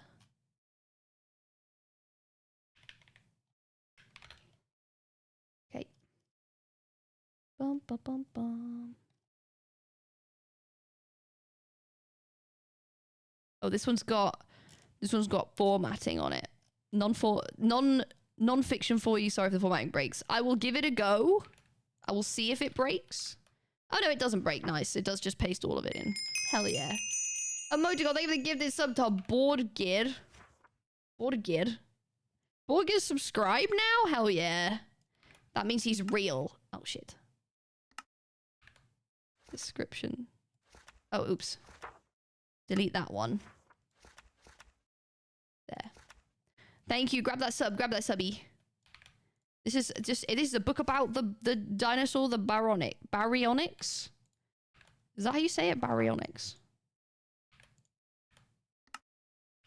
Okay, this is by Ignis, and this is called the baryonyx, I think. Baryonyx. A brief summary of the baryonyx walkeri. Taxonomy. The genus name Baryonyx comes from the ancient Greek barus and onyx, meaning heavy and claw, respectively. This name alludes to the 31-centimeter long claw on the animal's first finger. Oh, I think I know about this one, this dinosaur. The specific name walkeri refers to its discoverer, William J. Walker. Baryonyx is estimated to be 7.5 to 10 meters long and to weigh around 2 metric tons. It has a long and narrow snout containing 96 finely serrated conical teeth. Its elongated neural spine indicates it may have a ridge along its back. Baryonyx is the first theropod dinosaur proven to be, I don't know what that means, piscivorous, as evidenced by fish scales in the stomach of one specimen. Am I piscivorous? Or is it just fish? You know, okay, Sam, chill out, please. You've just come in and you've just said a lot of things in all caps. You do not need to speak in all caps, and you're just sort of spamming the chat now, okay? Chill out. As evidenced by fish scales in the stomach of one specimen, it is also thought that it may be a predator or scavenger based on the juvenile iguanodontid bones that were also found. The first baryonyx specimen was found in clay representing non-marine water, usually interpreted as a fluvial or mudflat environment with shallow water, lagoons and marshes, meaning that the baryonyx is likely semi-aquatic and potentially even dives after aquatic prey. Cool, dino facts. Baryonyx is the best dinosaur. Yeah, I'm not arguing that. That's cool. That's a cool dinosaur. Thank you, Ignis, for the little non-fiction about the baryonyx. I'll put that in the meta just because it's non-fiction, I guess. Is piscivorous only fish? Toby thinks I'm piscivorous. I think. Toby thinks that I only eat fish.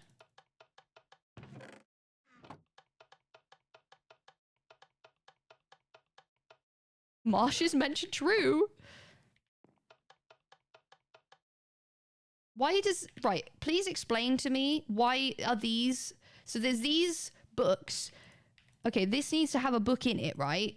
So it knows to go in there, but it's just not filling up. Why is it not filling up? I've got a stack of books in here and it's just not filling. Does anyone understand why that is? Because I don't understand. I thought it would fill it on its up. Fill it on its up? Fill it up on its own. If I could say sentences, that would be really helpful.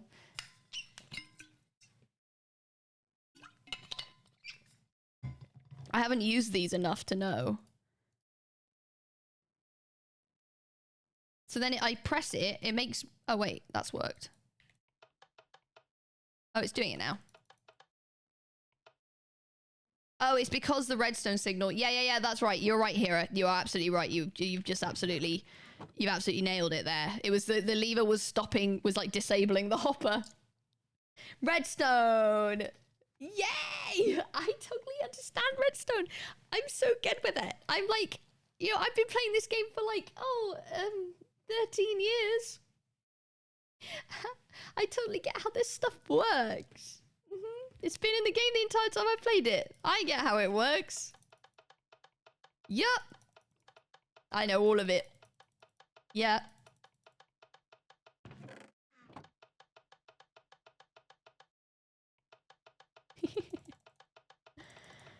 Literally saying, this is the thing, man. This is the thing. I don't, like, there's so much shit I don't know. Like, I know, like, quite a lot of fairly niche knowledge of how to play, but I don't know redstone at all. You know? All right, next one. Thank you, Ignis, for that. All right, next one. How to be awesome. This one's got self-advertisement in it, and I will not be including that, because that's bad. I'm going to change it to mine. Haha. Okay, this one's called How to Be Awesome by Son of the Moon. Be a woman or gay. Be gay, be gay, be gay, be gay, be gay. Follow Bekyamon on Twitter. Be gay. I've retconned it. The rules are whatever I want. They're whatever I want. So that's true. Thank you for that. How to Be Awesome. Thank you. What was it? Son of the Moon. Thank you for that. Didn't even need my notebook out. It's pretty, I think you can remember it. Oh my god, I'm so good. I'm so fine. I am so awesome right now.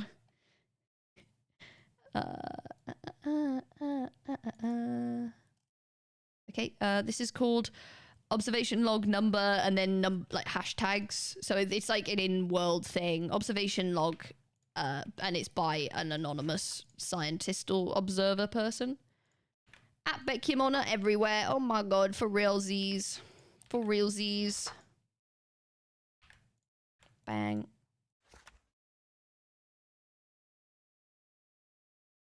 Bang, bang, bang.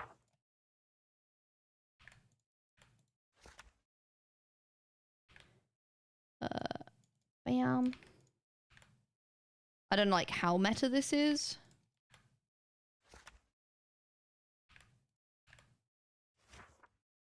It might be connected to a previous one. I don't know how to go find that previous one. So it probably is, but I don't know how to go get it. There's no notes. It's just observation log, and then it's by doctor, and then just a bunch of hashtags. So I don't know. It's a anonymous in-world thing. Okay, ready? Becky Slay. Do you like the Becky Slay? It's one of my favorites. Becky Slay came out really nice. Here's a Becky Slay. Right. Observation log number, whatever. An update regarding my continuous research into the behaviors observed by me, Dr. Whatever, while following specific group of players. Notes taken on blah, blah, blah. Redacted, I guess, after revisiting the specific group I was cataloguing last year. There's something about them. I've seen a number of others since my return, but this group specifically seems to be a lot more observant than any other. I've observed rapid eye movements, I'm assuming they are searching the area for any sort of danger, and body movements that seem ready to attack or run at a moment's notice. This, along with the tendency to always carry weapons or potions with them, is unlike the behavior of most of the players I or any of my colleagues have observed. I think it's something about their eyes. While for an unknowing party, they might seem like those of some sort of prey animal that could not be further from the truth. From what I've observed, this group of players seems to be extremely proficient when it comes to hunting and killing, closer to some sort of aggressive animal than what we would call a human. Introducing small groups to other players... Sorry, 1 second.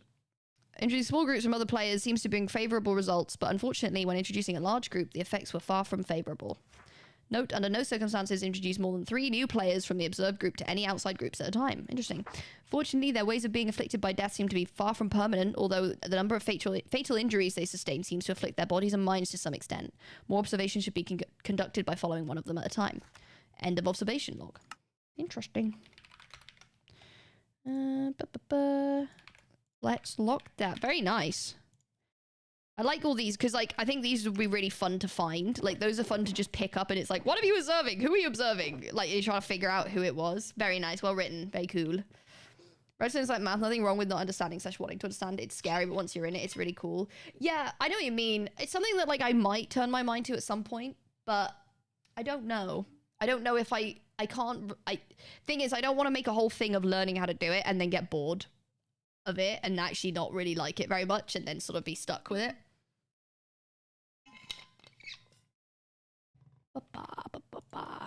Right, yeah, thank you so much. I would thank the author, but the author is like in world as well.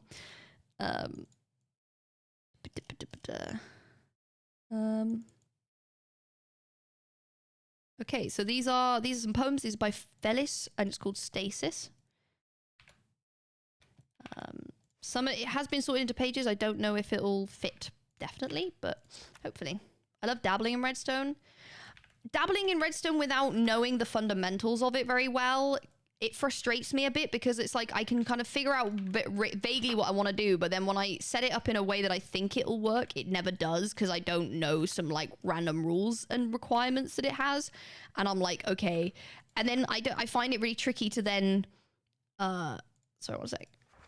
Tricky to then like watch a tutorial and make something off a tutorial because I don't really feel like I'm learning how to do redstone when I'm just copying the exact block by block structure. Like I feel like I need to understand it, but that's such a steep learning curve even, that I don't know if I can like commit to it. Hello, welcome. This fitted really well. Well done. You split this into very good verses that it actually fits perfectly. Redstone reminds me of Python half the time. Why doesn't this work? And the other half the time you're like, oh my god, I'm so smart. Redstone doors and machines, but otherwise I get confused. Yeah, I just think... And then I want it to do something that is either like, I'll have like a piston door. And then I want that piston door to be like something I can open in a specific way.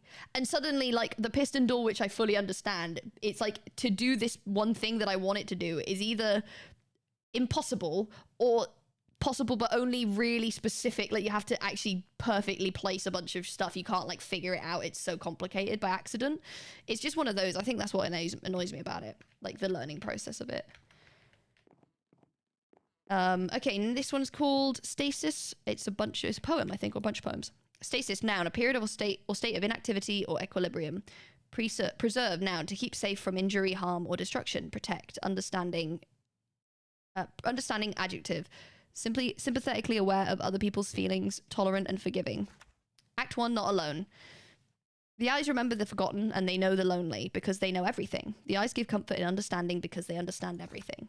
Knowledge is power. It resides in the sky and in the earth. The eyes are set deep in what comes from the ground. Always watching, never seen. Knowledge is madness. Twisted forms grow from inescapable power. Hidden away, too good for the world. The eyes glow orange, others pale in comparison. The eyes are power, the eyes are madness. The eyes know the lonely and give comfort where they can. Comfort in understanding, the promise of knowing you're not alone. Lonely no longer, ward of power, ward of madness. Twisted forms grow tall. Act 2, in this place. The eyes are watching me. They say things they think are kind. They say they know me well. They comfort me the only way they know how. Twisting vines cover my vision, guiding me through their dark. Whispering things to me, we'll see you. You are not alone here. We see you. You're not alone here. We'll see you. The eyes watch me as I watch one of them. It grows from a stem cradled by petals. It is the only thing I can see. It says that I am heard, that I belong. The eyes are lonely too. Knowledge is loneliness. They understand me. They know I've wanted a place where I am of substance. They promise me things, words like sweet poison. They say I will not be forsaken by time itself. I will not be left behind here, not if I stay. I've seen what they are. The eyes are madness. They hold sympathy towards me because they know me in this place. Act 3, forgotten. There is a time that has been lost. One thing it lacks is winter frost. No autumn wind, no summer heat, no spring hop of crow's feet. The sun rises in the south and sets in the north. It lacks a chill, it has no warmth. The branches wave in an unfelt wind. Flowers aren't scarce, but the leaves are thin. Roses bloom with sharp blood red. Orchids curl in with oncoming dread. Fawns aren't born and deer don't die. The rain isn't blue, nor is the sky. The weather is harsh, squirrels hide in their burrow. The wolves hide in the flora deep in the yarrow. None shall stay and none shall pass. Unseeing eyes, not quite unlike brass. This is really good. The earth is quiet, save for a call, a warning of danger intended for all. Strange times led to stranger habits. Hear the thumping of the jackrabbits. We do not remember, it is not our place. We cannot stare straight into its face. The stars keep watch over all down below. They cannot forget the forgotten season from long ago. Nice! Amber resin. Is it amber resin? Stasis preserve understanding. That's so good. I'll admit, I think it was a bit above my head when I was... Oh. Oopsie. It was a bit over my head when I, like, the first parts, but I really like that main poem bit at the end. I'll see if there's notes about it. It's very well written, though. Thank you, Felice, for stasis. It's poetry. W book. Very entertaining literacy. Joined on the banger. Let me see. First two poems are meant to be the same, but from different perspectives. They were inspired by The Pale Garden. Oh, cool. The Lonely and the Eye. From the Magnus archives and the preserving properties of amber. Third poem is more recent, inspired by eldritch horror, named The Nameless. Felt it could fit the first two. The amber resin thing is there because I wanted to fill the empty space, lol. I like writings that include definitions as well. Sick. Very nice. That was very well written, nice. So good, I know, they're so good. And Magnus archives mentioned. 1 second.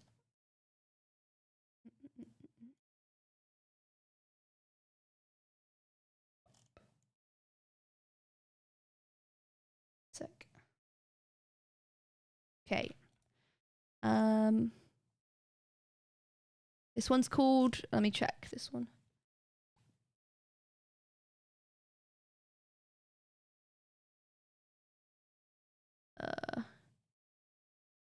Okay, this is called To Let a Bird Fly by Solicitor Moon. I think that's what it is. We will paste this one. They've helpfully split. Oh, that's a little long. That's annoying. Double check this definitely. Oh, it does fit. Okay, I just need to be careful with the paste.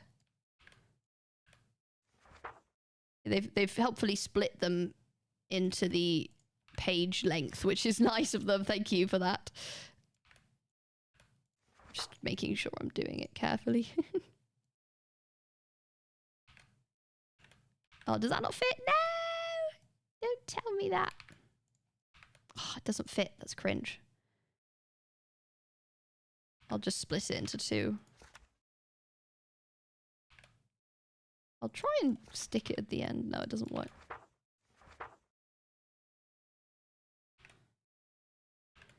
No! Yeah, the only thing about doing it is that if it for whatever reason doesn't fit, it makes it quite tricky to recover from when you do it so specifically.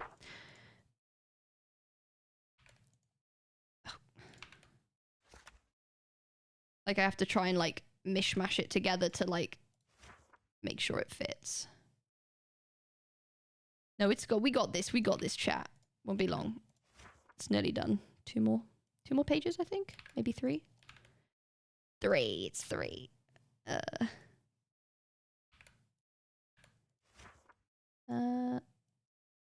This, maybe? No, that's way too long. Silly me.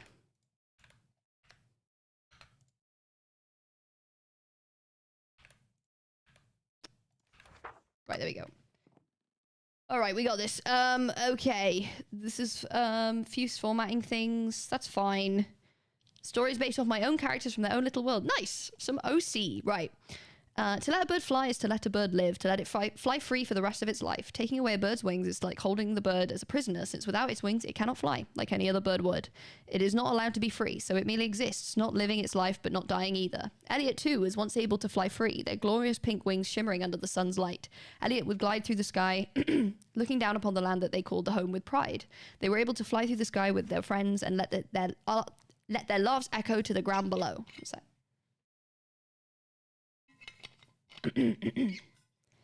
Elliot too was able to shake out their feathers and wrap their wings around those they loved like a protective shield. Once they stood tall and proud with their rings resting on their back. Elliot too remembers the day that right was taken away from them. The day their wings were torn off their back. Oh no! Elliot could still remember seeing the skeletons of their wings poking out of their back. How everyone they came by looked at them with pity. Elliot remembers the day like it was yesterday. They too remember finding out how Veronica had proudly displayed the feathers of their wings in her castle, proudly telling anyone who asked about it, how her and Alani had taken away the monster's greatest pride and glory, their wings. Of course, not all stories are right. No, my voice is okay. This tale just happened to be another one to join the collection of myths in the world, because they did not strip Elliot of their greatest pride and glory, and Elliot would make sure they never did. You see, while their wings were magnificent and absolutely something Elliot was proud of, they were not what they took the most pride in. That title belonged to the machines and inventions they created, even if one of those machines were their downfall. While yes, Elliot would never get back the wings that they lost, that didn't mean they would never fly again. Elliot was no stranger to overworking, quite the opposite actually. Hell, you could even say they were accustomed to it. So of course, after Elliot had deemed himself healed enough, they fell right into work again. Days were spent in their office running off of only coffee and the meals brought in by the occasional visitor. Elliot would ensure that they flew again, regardless of how Veronica felt about it. It was weeks later that at long last they'd finally completed their greatest invention. Elliot still remembers the look on Veronica and Alani's faces when they saw him gliding across the sky again. Their new bronze wings would shine in the sky when they flew. Sure, their new wings weren't nearly as soft as their old ones, and sure, they didn't even come close to looking as pretty as their old ones did, but they had wings. Elliot could fly again, and in their opinion, their wings looked even more magnificent than their old ones, for these wings showed their hard work. They showed the effort put in to keep them the way they were. These new wings showed off Elliot's pride and glory better than their old ones ever could. Elliot refused to stay stuck to the ground. They refused to remain as a flightless bird, for they would not become Veronica's prisoner. Not then, and not ever. So I feel like I'm being, like, subconsciously spoken to because I'm so, like, adamant about not getting wings. Like, I don't fly, but I keep reading these books about people that fly and how important wings are, and I'm like, am I missing something? I know it's not about me. This is OC. I'll read it. The story is based on my own characters from my own little world. Basically, Veronica and Alani are both part of this corrupt kingdom, with Veronica being the queen. Due to various reasons, they don't really like Elliot or any of their friends, which is what led to the events mentioned in the story.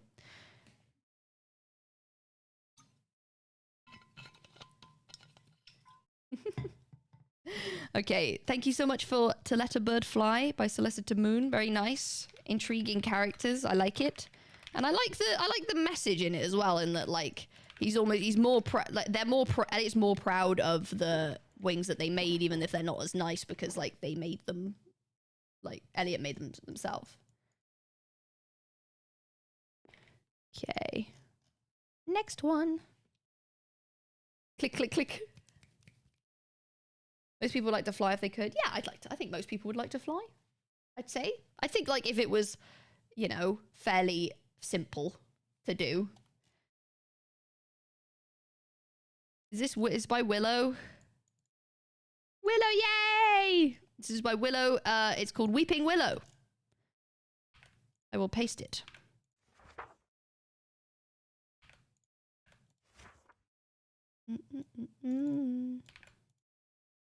Hello, hello. Hi, chat. Don't cry, Willow, no. Remember, guys, if you welcome in if you're new to the stream. These streams are being pretty, like, chill compared to other ones I might do, because we're reading community submissions to put in our Minecraft library in the realm. But if you are having a good time, consider a follow, a cheeky follow. It is free. I know.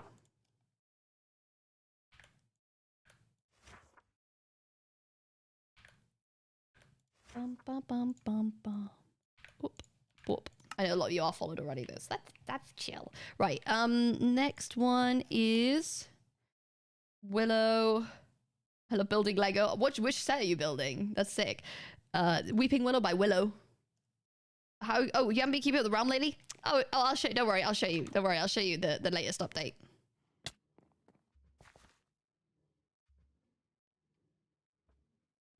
You're all caught up now. And no, my render distance is the same as normal.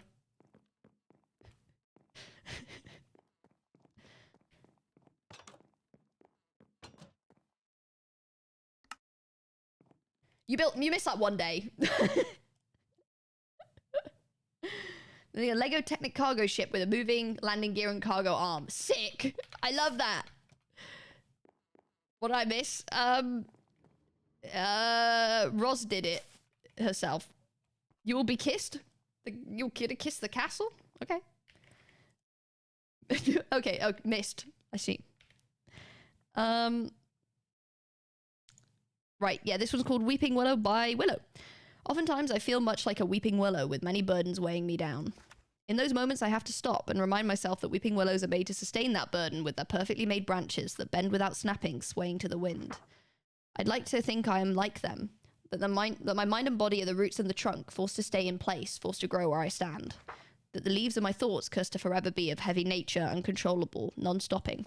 That the branches are my love, the one I hold for my friends, and when I think it might just be a little too much, I look for them as they hold the leaves, preventing the tree from falling over. But I am not branches or leaves or trees, and they are not branches or leaves or wind. And they are not made to hold me, and I am not perfect, and they are not perfect, but they love me with a love that is endless, eternal, imperfect. And I love them endlessly and eternally, imperfectly.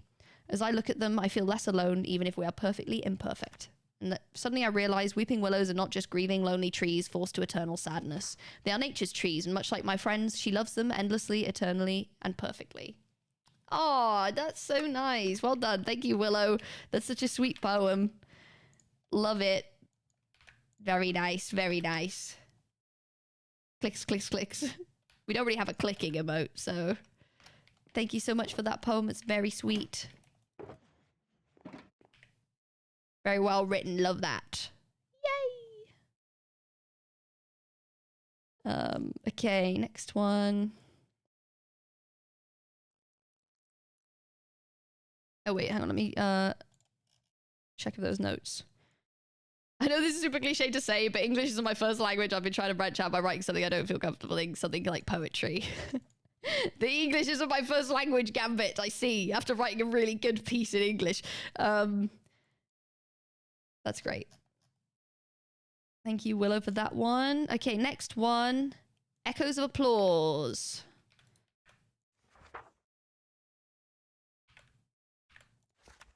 I always get these flashbacks when we'll read this. You'll get, if you watched Outsiders, you'll get flashbacks. It's just the Outsiders just kind of pops up randomly now and then. Okay, this one's called Echoes of Applause by Cozy Puppet 51438. It all seemed so real, the praise, the people cheering my name. I craved the validation, fed off it like oxygen. Standing center stage, bathed in spotlight, their voices rose like a storm of admiration. Genius, they called me, a visionary. I liked it. You liked it. Thank you. Thank you so much, Willow, for that. That's very, very cool. But the stage wasn't a stage, the spotlight a flickering desk lamp. The audience, the crowd, gone. Replaced by the dull hum of fluorescent bulbs and the quiet shuffle of nurses behind locked doors. Every night I performed. Speeches, music, monologues, whatever it took to hear them call my name again. It was addictive. I craved it. Because outside that, I was no one, a ghost in my own life. At home, silence greeted me more often than words. Friends had drifted away like leaves in a breeze. So I built a world where I mattered, where people saw me, where I was more than enough. But tonight the crowd was different. It felt off. Something had shifted. The quiet in my room felt louder than ever. I stared at my reflection, tired eyes, hollow smile. Who was I performing for? Ah. Yeah. What does it say? What was a while? English was never my best subject in school, but I've always liked to write. You did really well. This is a great piece. Hearing submissions. This is a piece I wrote a while ago, loosely based on your character in Outsiders, but with a bit of a twist. Nice. It was a bit based on me. I didn't even know. I was just like, whenever I read anything about like showman or like audience applause, I'm always a bit like, is this Outsiders? Thank you so much for submitting that one, though, Cozy. Appreciate that. Cozy Puppet.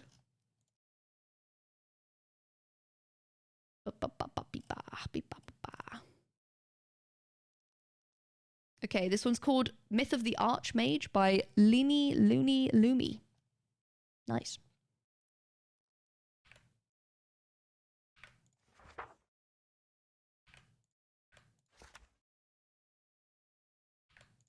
Oop. Is that an Outsiders reference? Oh my god. Okay, this one's called Myth of the Archmage. It is by Leany Loony Loomy. I'm not going to say that right. Okay, he's not here, but still he's always present. His fierce stance looms over you as you cross the kingdom's garden. crossed the kingdom's garden, his bottomless stare following you around. His menacing tower casts dark shadows upon you, standing taller than even the castle's walls. His bony doppelganger haunts the kingdom grounds, ready to attack you if you dare come too close. Most notably, though, you can't escape the whispers of his name, stories of endless glory and knowledge of a good friend, endless story and knowledge of a good friend, of a dangerous warrior. No matter which corner of the realm you visit, his name continues to follow you around. He's not here, maybe not even real, but still with every waking breath you take, you feel the threat of his sharp weapon piercing through your lungs, your heart, your very soul. Very cool. Cool sort of aura piece about Clown there. Myth of the Archmage. Ooh.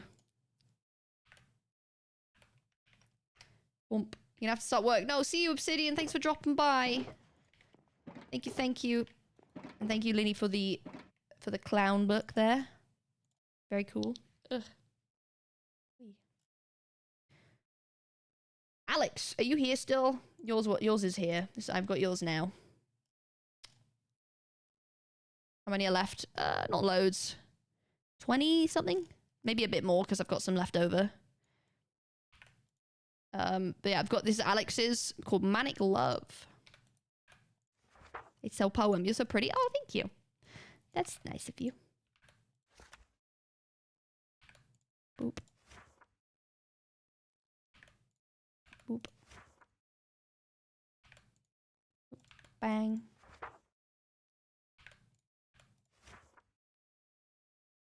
Remember piece Harbinger of Fire. Yes, I did. So I did enjoy it. Thank you. Thank you, Moon Lettuce. Okay, alright, let's read this one. Alex, I'm literally doing yours right now. I'm about to right click and read yours. That's yours this minute, this second actually. You just dropped back in the exact particular moment. I've just pasted it. Okay. Just in time. This is Manic Love by Alex is Annoying. I miss you when you're gone, oh so much when you're gone. I wish for your return, long for the embrace so stern. I love your lies, in them I am coated. I won't open my eyes, to you I'm devoted. Aw. Your love feels real, your whispers are my truth. Before you I kneel, offering you my youth. When reality's knocking, it's hard listening to it speak, but the clock is ticking, I think it's time to leave. I miss you when you're gone, oh so much when you're gone. But when you return, I feel the embrace so stern. My love for you fades, now reality in its place. I remember you're vicious, for you I'm not precious. You took everything, even my sanity, but just for a moment I thought I was loved. Oh, I didn't even, oh, damn. Wait, you cooked, Alex. Can I read the notes? This poem I wrote about my experience with mania as a bipolar person. Translated to English, and you translated it and rhymed pretty much all of it as well. Hell yeah. Thank you, Alex, for that one. That was really good. Love that. I think it's very well illustrated, you know. Took like an hour. Thank you so much for submitting that, Alex. I appreciate that. Hell yeah, you cooked. You cooked. You cooked. Okay. Daisy. Is Daisy here? Daisy was here earlier. This one is called Fate. Oh, hello, Daisy. Daisy Fork. You said to underline. Was it underline? The first line. Yeah. I'll put it in the middle as well. Up. I need to paste first.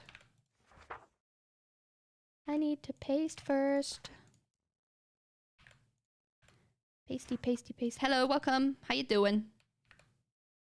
How are you doing first time chat? Alrighty. This is Fate by Daisy Fork. Yippee! Fate or something else. A person's view of the world is so individualized that when you and another completely and wholly recognize the other's thoughts and feelings, you get that gut feeling like it's fate or something else. That gut feeling just never goes away, and sometimes it's just the best feeling in the entire world, and you wonder, is it fate or something else?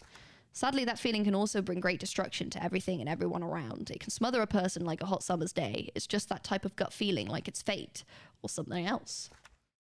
But too much dismay, this type of obsession can and will make you completely, entirely infatuated with one another. Whether it's just, sorry, I can't read. Whether it's for the best or worse is up to you. It will feel like fate or something else. But just make sure you don't find yourself falling down that rabbit hole, as doing such will most probably lead to the demise of it, or you and I'll read it again, but just make sure you don't find yourself falling down that rabbit hole, as doing such will most probably lead to the demise of it or you, and then you will never know if it was fate or something else. Hell yeah. Hi, yeah, sorry, you've just... Thank you, Daisy, for that. I'll go back to that. You've just sort of come in and seemingly just directly straight out of 2021 and just come into the chat. How did you invent time travel and what's that like? Let me just pop this in. Daisy, that was really cool. I like that a lot. That's sort of like... I feel like it's like if you're relying on a gut instinct, but it's like... And to the point where it's like, I feel like I'm throwing that away, like fate. I'm like getting in the way of fate if I like don't like it. Very nice. Thank you, Daisy. Time travel spotted. Yeah, dude, it's crazy. Some chatters just come in and it's like they've literally just, and they must have actually just jumped in a time machine from 2020. It's crazy. It's like the last 4 years just never happened to them. Daisy, thank you. Thank you so much for submitting as well. I appreciate that.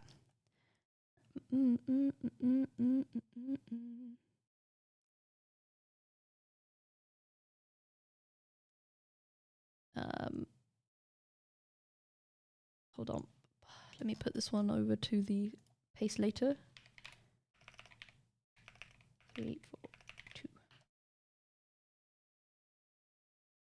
Funny, we should use time travel again. Short poem. This is called "I'm Here Now" by Mocha. Mocha. I say Mocha because like that because I'm British. Apologies.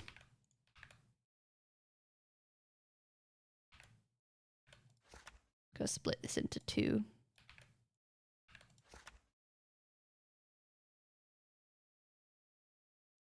If I was time traveler, I'd travel to the past and preserve all lost media of things I'm currently interested in. That's very, very valid. Very valid. I like this, like, so small scale with, like, all the things you can do. It's like, I'm just gonna make sure that these don't get deleted or destroyed.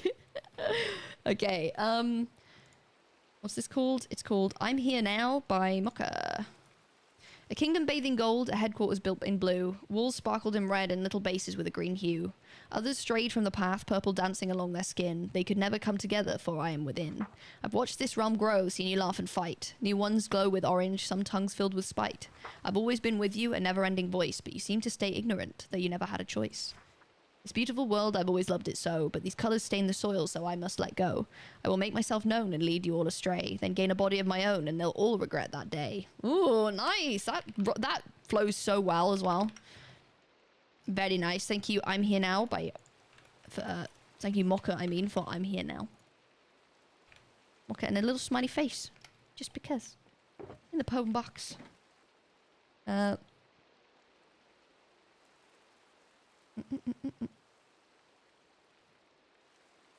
It's a short poem I made for Cities. I'm not a writer, but I wanted to write something from a viewer standpoint that sees all and how our voices in the streamer's head.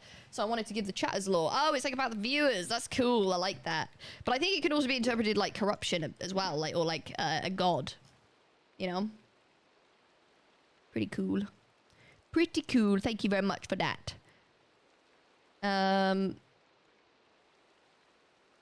Beep, beep, beep, beep. Beep, beep, beep, beep, beep.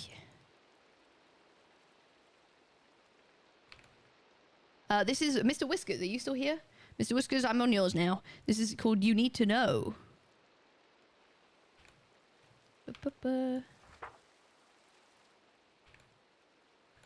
Oops. A little long. Yeah, yippee! You are still here. Hell yeah. Right. Okay. "You Need to Know" by Mr. Whiskers. I bring this to you not to tell... I bring this to you to tell you you're not real. Yes, the thoughts that you think and the way that you feel, you are just a character played by an actor. They called the fact you now know this meta. A word so weird. A word based on the fact that I've been watching you since you appeared. It's meta that I am just a watcher that goes by the name of Whiskers, and you are just a character played by my favorite creators. There is no fourth wall. Your life is open like a diorama.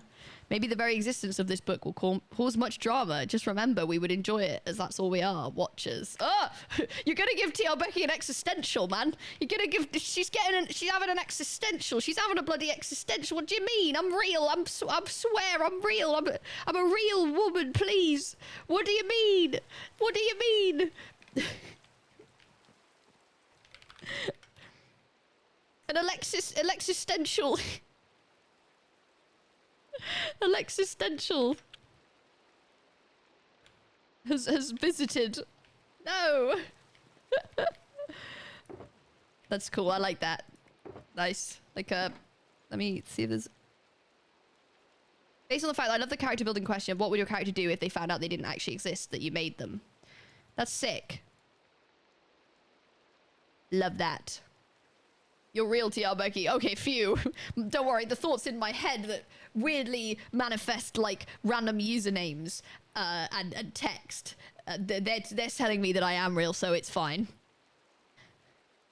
But then as I sit in my real library with my real books and my real newspapers. Bit my lip. Bit my lip. I hate it. I bit my lip and blah blah blah. This is about the first 4 warriors. Oh, like, what, Crow, Scott, and Fred, and such? And John A? Okay, this is called Tragedy of the First by Blackstar. Thank you so much for submitting.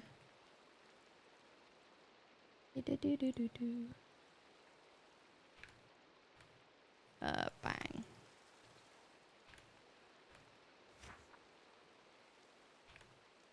This is split quite tidily, so I think I should be okay. Quite a quick paste. Bump, bump.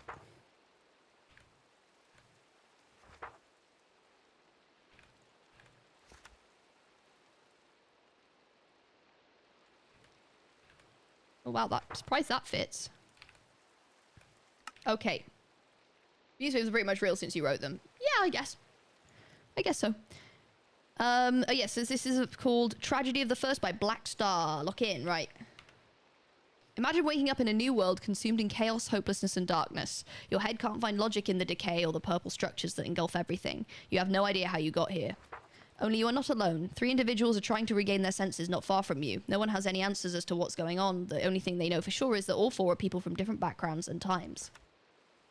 Suddenly, hooded shadows appear, looming over you without moving a limb. You take a few steps back, as do your companions, and shivers run through your body. The shadows speak in raspy whispers. You are the warriors who will save us. From that moment on, the shadows begin to tell you what to do, and there is no doubt that you have no choice. You can't go back to your life before this battle against the purple structures infecting, the eyes spying, the dragon threatening the skies. You wish you had the power to refuse to walk away from this role that was forced upon you, but they have wrapped you up in their issues on a tape that is impossible to escape. Their problems became your problems. The dangers haunt you as much as the shadows that summoned you to this dead end. At least you are not in this alone. Your companions have as little choice as you do, and you think that maybe one day everyone will be able to go home. Until one horrifying evening, the shadows present you with new inventions of their own making, little snails with the promise of strengthening the warriors. One by one, your companions are consumed by these creatures, and there is no trace left of who they were, only the snails. No matter what you do, you fall with them. As your identity blurs with the passage of time, you think, imagine being someone with aspirations, dreams, experiences that make you who you are. When you were called to this reality, you became someone you didn't want to be. And now you are nobody. That's sick. That's so sick. It's like, so, because the lore behind Scott, Crow, John A, and Fred, they're like the ones that we had to fight inside the snails, is that they like they had their whole life, like they had a whole life beforehand, and then because they didn't get strong enough, they got eaten by their snails essentially. But then that erased their previous personality, which is so sad. That's really sick though. I'll probably do that, put that in the round box, because I feel like it's like on the nose enough, you know?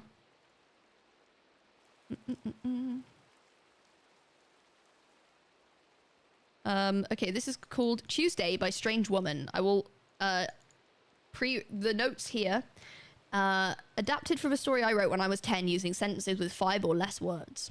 Okay, sure. Just because, like, there's obviously not that many words per line, and I was like, well, I might as well just give you the context. That's you, strange woman. Hello.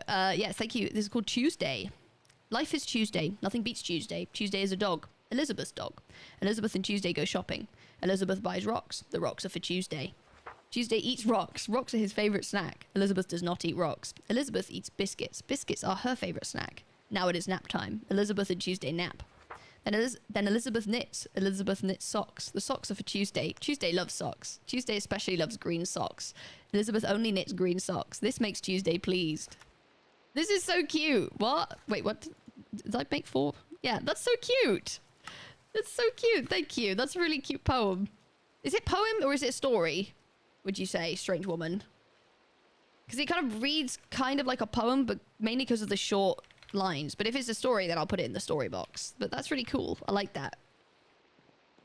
I like it. Kind of like it almost like plot twisted a bunch. Like Tuesday, everyone loves Tuesday. The dog is called Tuesday. Tuesday, the rocks are for Tuesday.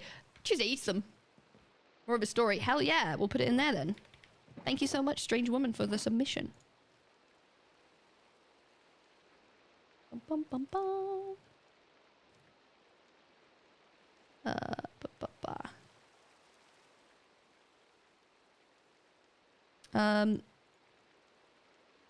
There's a pretty... Hold on, this is a pretty long one.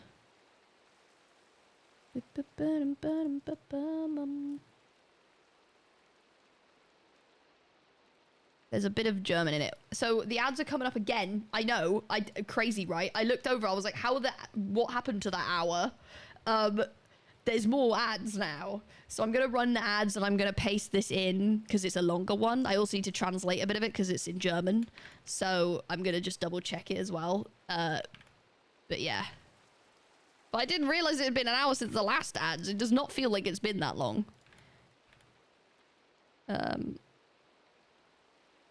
Okay. So I'm going to run those ads. If you're not subscribed, you will get 3 minutes of ads. We do these every hour, and it means that you don't get any if you're, like, joining. You don't get the pre-roll ads.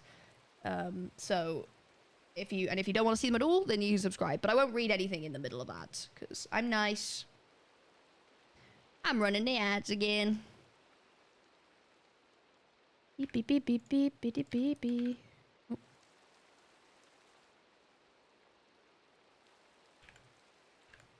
This is a fairly long one, kinda, but I need to get through them all anyway, so.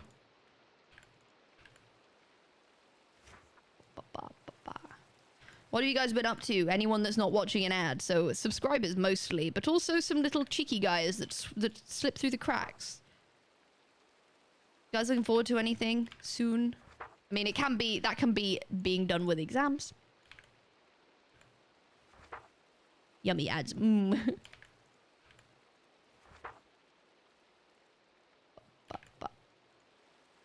Work tomorrow, that's about it to be fair enough. Hello, I'm cheeky. Hello. I'm Beck. Going to Berlin? Oh, sick. I've been to Berlin. It's very cool. It's a cool city. There's a lot of, like, museums and stuff there, obviously, as well. Which is really nice.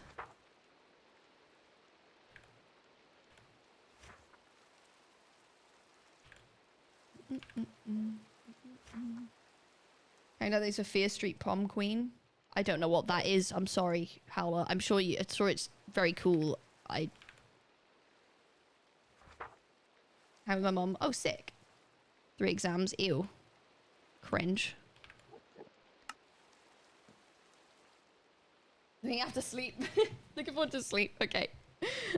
I don't know when that is, though. Okay. I'll wait for the ads to be finished then to get to this one.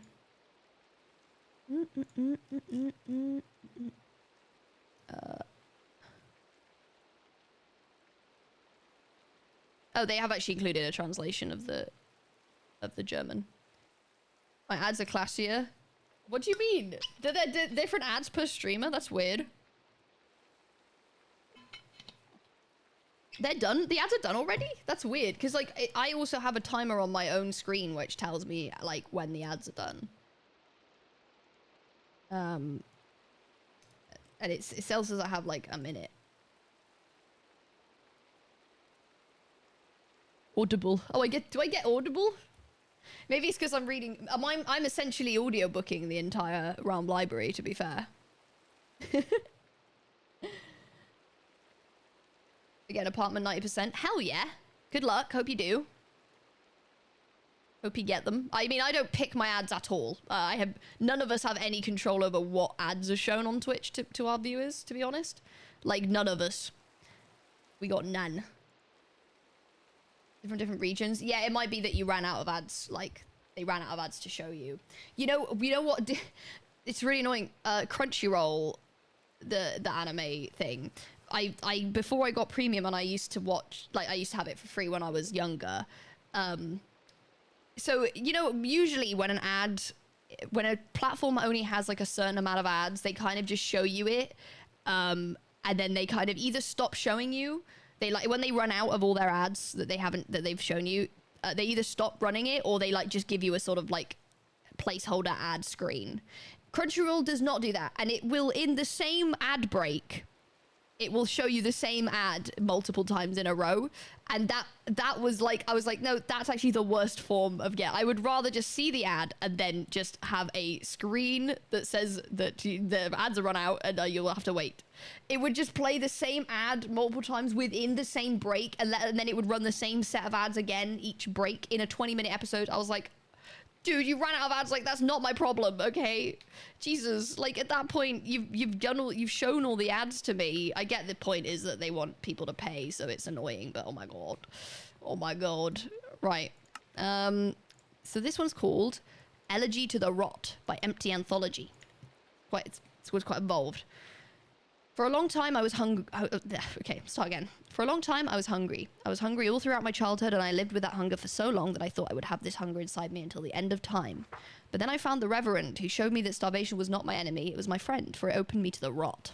Chains bind me, chains bound me always, but more so now. When I starve, my mind always slips a bit. It makes it hard to focus. But when I came to my position of power and became the mason and the preacher for the rot, the Reverend laid new chains upon me. Ooh.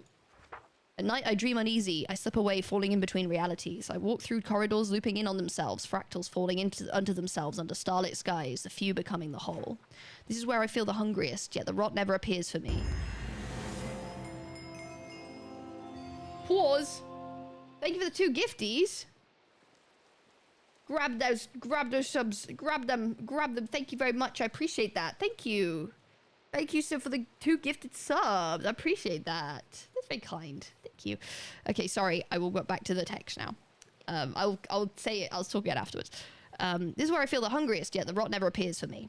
I cried a lot after the Reverend saved me, but when I was about to be consumed by the spaces lingering inside my mind, she hugged me and showed me affection and whispered to me, "You are the lyrics, you are the melody, you are the rain that beats against windows on a chilly Sunday night. You are the storm, the epicenter of rain. You are the poem, you are the words, you are the letter. You are the ink, you are the veil between the worlds. The spaces frighten me.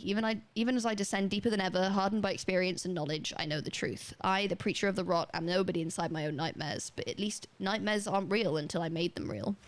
And as I walk past ever-shifting, nevertheless familiar terrain, I know the truth. These spirals listen to my name still, and they call out to me.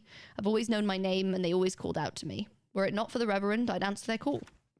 But I was supposed to preach the word of the rot. It's hard to write when you're starving. The rot must be praised, for the rot is everything. Is this like corruption? It's probably not. It's probably much more complicated, but it's hard to write when you're starving. The rot must be praised, for the rot is everything. The rot is a beautiful thing. It's kind and benevolent and gentle and praiseworthy, as is the Reverend. I drown inside my own thoughts, my own dreams. Never before has anyone screamed so loudly for help. But there's only me, and I cannot help myself. So I'm stuck between 2 evils, the spaces and the rot. No one can help me, for I've been abandoned by God. We got religious issues. How long has it been? Centuries, eons? I've become my own immortal demon. I've banished from the light. I've been watching the moon make arcs across the night. But the arcs keep drifting and my thoughts keep shifting, and I'm just a leaf flying in the wind. Praise be the rot. Praise be the rot. Preach for the rot. Pray to the rot. All eyes on the rot. All eyes on the rot. Etc., etc. I lose myself inside the rot. I am whole in the rot. If you are lost and you search for answers, give yourself over to the rot, for it is grand and beautiful and loving. And how many years? I just keep on walking through this endless wasteland of my mind. It's been so much time. I used to preach, now I just wander. The spaces got me in the end. I am 1 second short of eternity. I am 1 inch away from infinity. I am nothing. And then this they don't want it translated. This last verse, I will read it in English. It's in German, obviously. We can guess who the priest is, we just don't know how to call him. Architect who never built a house. Dreamer who doesn't believe in fairy tales. Stranded person who doesn't trust the savior. Storyteller who doesn't see through fiction. Cool. That's what it translates. But thank you very much for that one. That was crazy. Empty Anthology. Thank you. Elegy to the Rot. Very cool. It's crazy what you guys are able to come up with. Like, it's so good. It's so good. There's like a whole universe in itself. It's very sick. There's an Enderman outside. He keeps whooping at me, but I can't kill him because, brother, you better not have got that from anywhere that I need. Can you leave? I can't look at you or hit you. You will kill me. So it's kind of orcs now. He's just sort of there, kind of just there.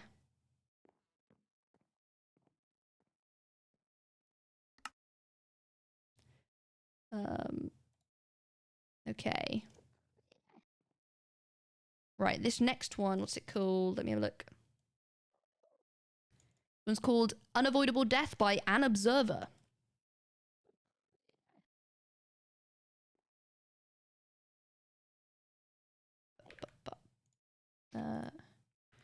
I will not join the rot. My dental insurance would plummet. True. Look after your teeth, guys. Look after your teeth. But thank you again, Civ, by the way, for... I'm assuming it's Civ and not like Sive. For the two gifted. I very much appreciate two gifted. Tasty. Delicious. Delicious gifties. Yum. I eat them. Yeah, so yummy. Okay. Righty. Unavoidable Death by an Observer. Death is a strange thing in this realm. You'll never know if they'll come back themselves or even at all. Many of them have come back as if nothing happened. Some forgets bits here and there. Some forgets bits here and there, and then there's some that come back with completely different memories from another lifetime. Why that happens and who it happens to, I do not know the cause of. Whether it's because of choices they'd made, actions they took, or the universe itself deciding their unfortunate fate. Eventually, death comes for all of them. It doesn't matter how strong they are, how good their gear is, or how high level they are. It will be there to remind them of just how temporary life will forever be.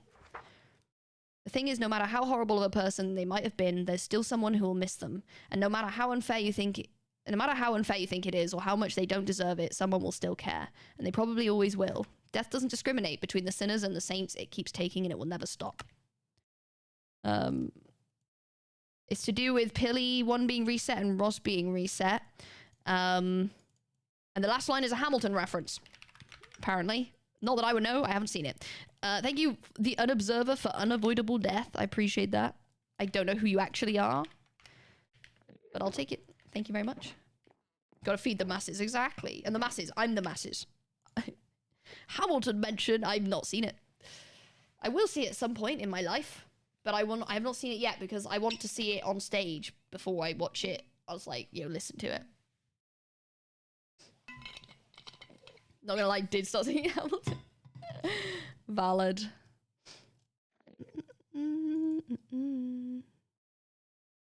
What's that? Okay. This is called Life and Death by Sleepy Somna. Guess who this is about? Guess who?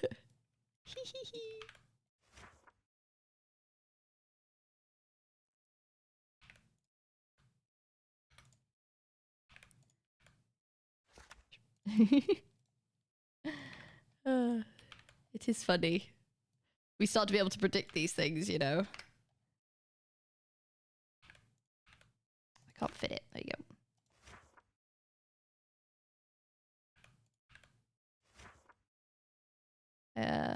Oh. Is this sub badge of the Lorax? No. It's my bearded dragon, my lizard. Okay. Let's read this one. This is again called Life and Death. This is not there are multiple books called Life and Death. This was mine. Hello, Sleepy Somna. Life creates wherever he goes, and death follows in suit, bringing the end of life's creations. Together they start anew constantly, with every step, trip, jump, or even sprint. In life's toll, he has met many, befriended many, and taken care of quite a few of a variety of creatures, both mortal and immortal. Purple being an often colour of significance in those lifetimes, a recurring theme even till now.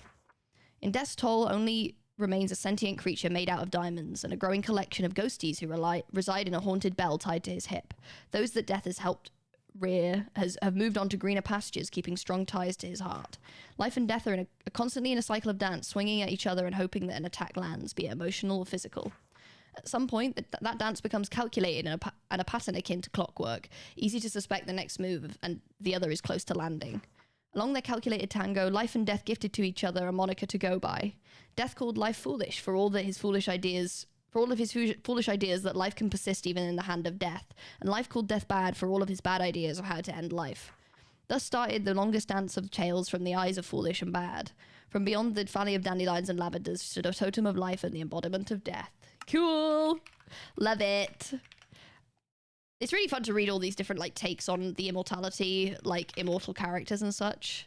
Very nice. And I also like I like the naming of, like, that they call each other that, like, foolish and bad. I like that. I mean, this is... They name them. Okay. Boom. It was fun. Thank you, CP Somna, for your submission. I appreciate that. Okay, this is by Grimsley. This is called How to Situationship. This might be helpful for some people.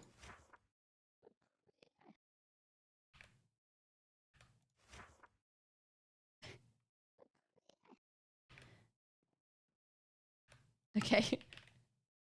You ready? Silly joke book. Right, ready? Okay.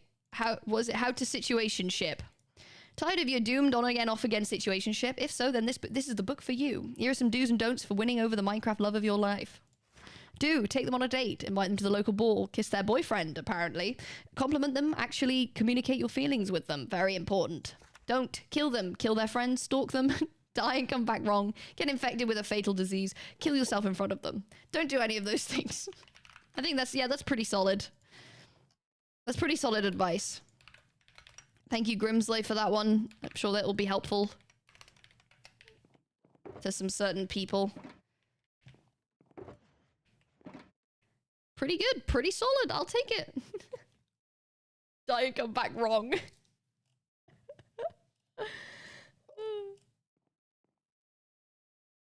Okay, okay.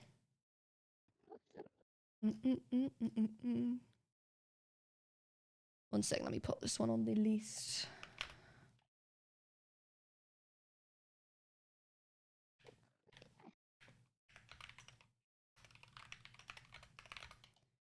There'll be some, I think, that I won't be able to get to today because they're either long or I need to read them over, which I don't really have time to do because I'm live. That's kind of the point.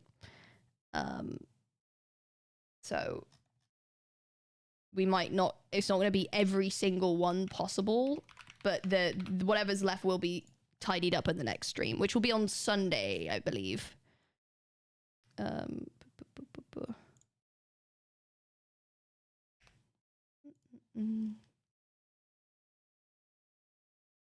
Okay, this one is called Crimson Pass by Emoticon. Hey, Emoticon. I've got to paste this one. It's a little longer. But that's okay. That's okay. We schmoove. While I'm pasting, tell me something cool.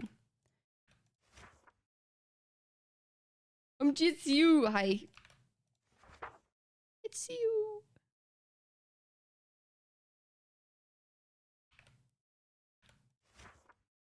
Alex, that's something cool. Hell yeah, back yourself. Hell yes. This one? Yo, Lily Rosen gifted a sub to Dogi. Dogi Hero. Thank you so much for the gifted. Thank you. Aw, thanks. You gifted, you even subbed. Oh my goodness. Thank you so much. I appreciate that. Thank you. Feeding me. I'm so hungry. Thank you. Thank you. Bang, bang. Bring this a days. We got there. We got there. I'm getting there now. Oops. Sorry, I need to keep pasting. That's a pretty cool thing, to be fair. Is it Lily? Lily Rosen? Or Rosin? Because I'm like thinking rosin like a what you put on a violin string, but I don't know if that's...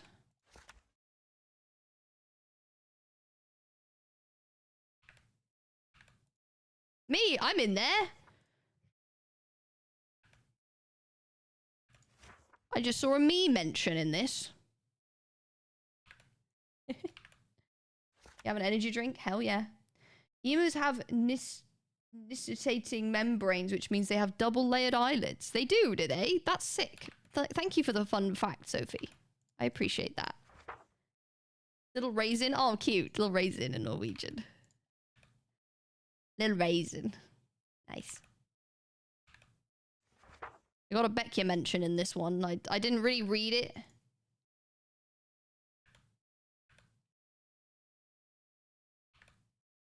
Bum, bum, bum, bum, bum.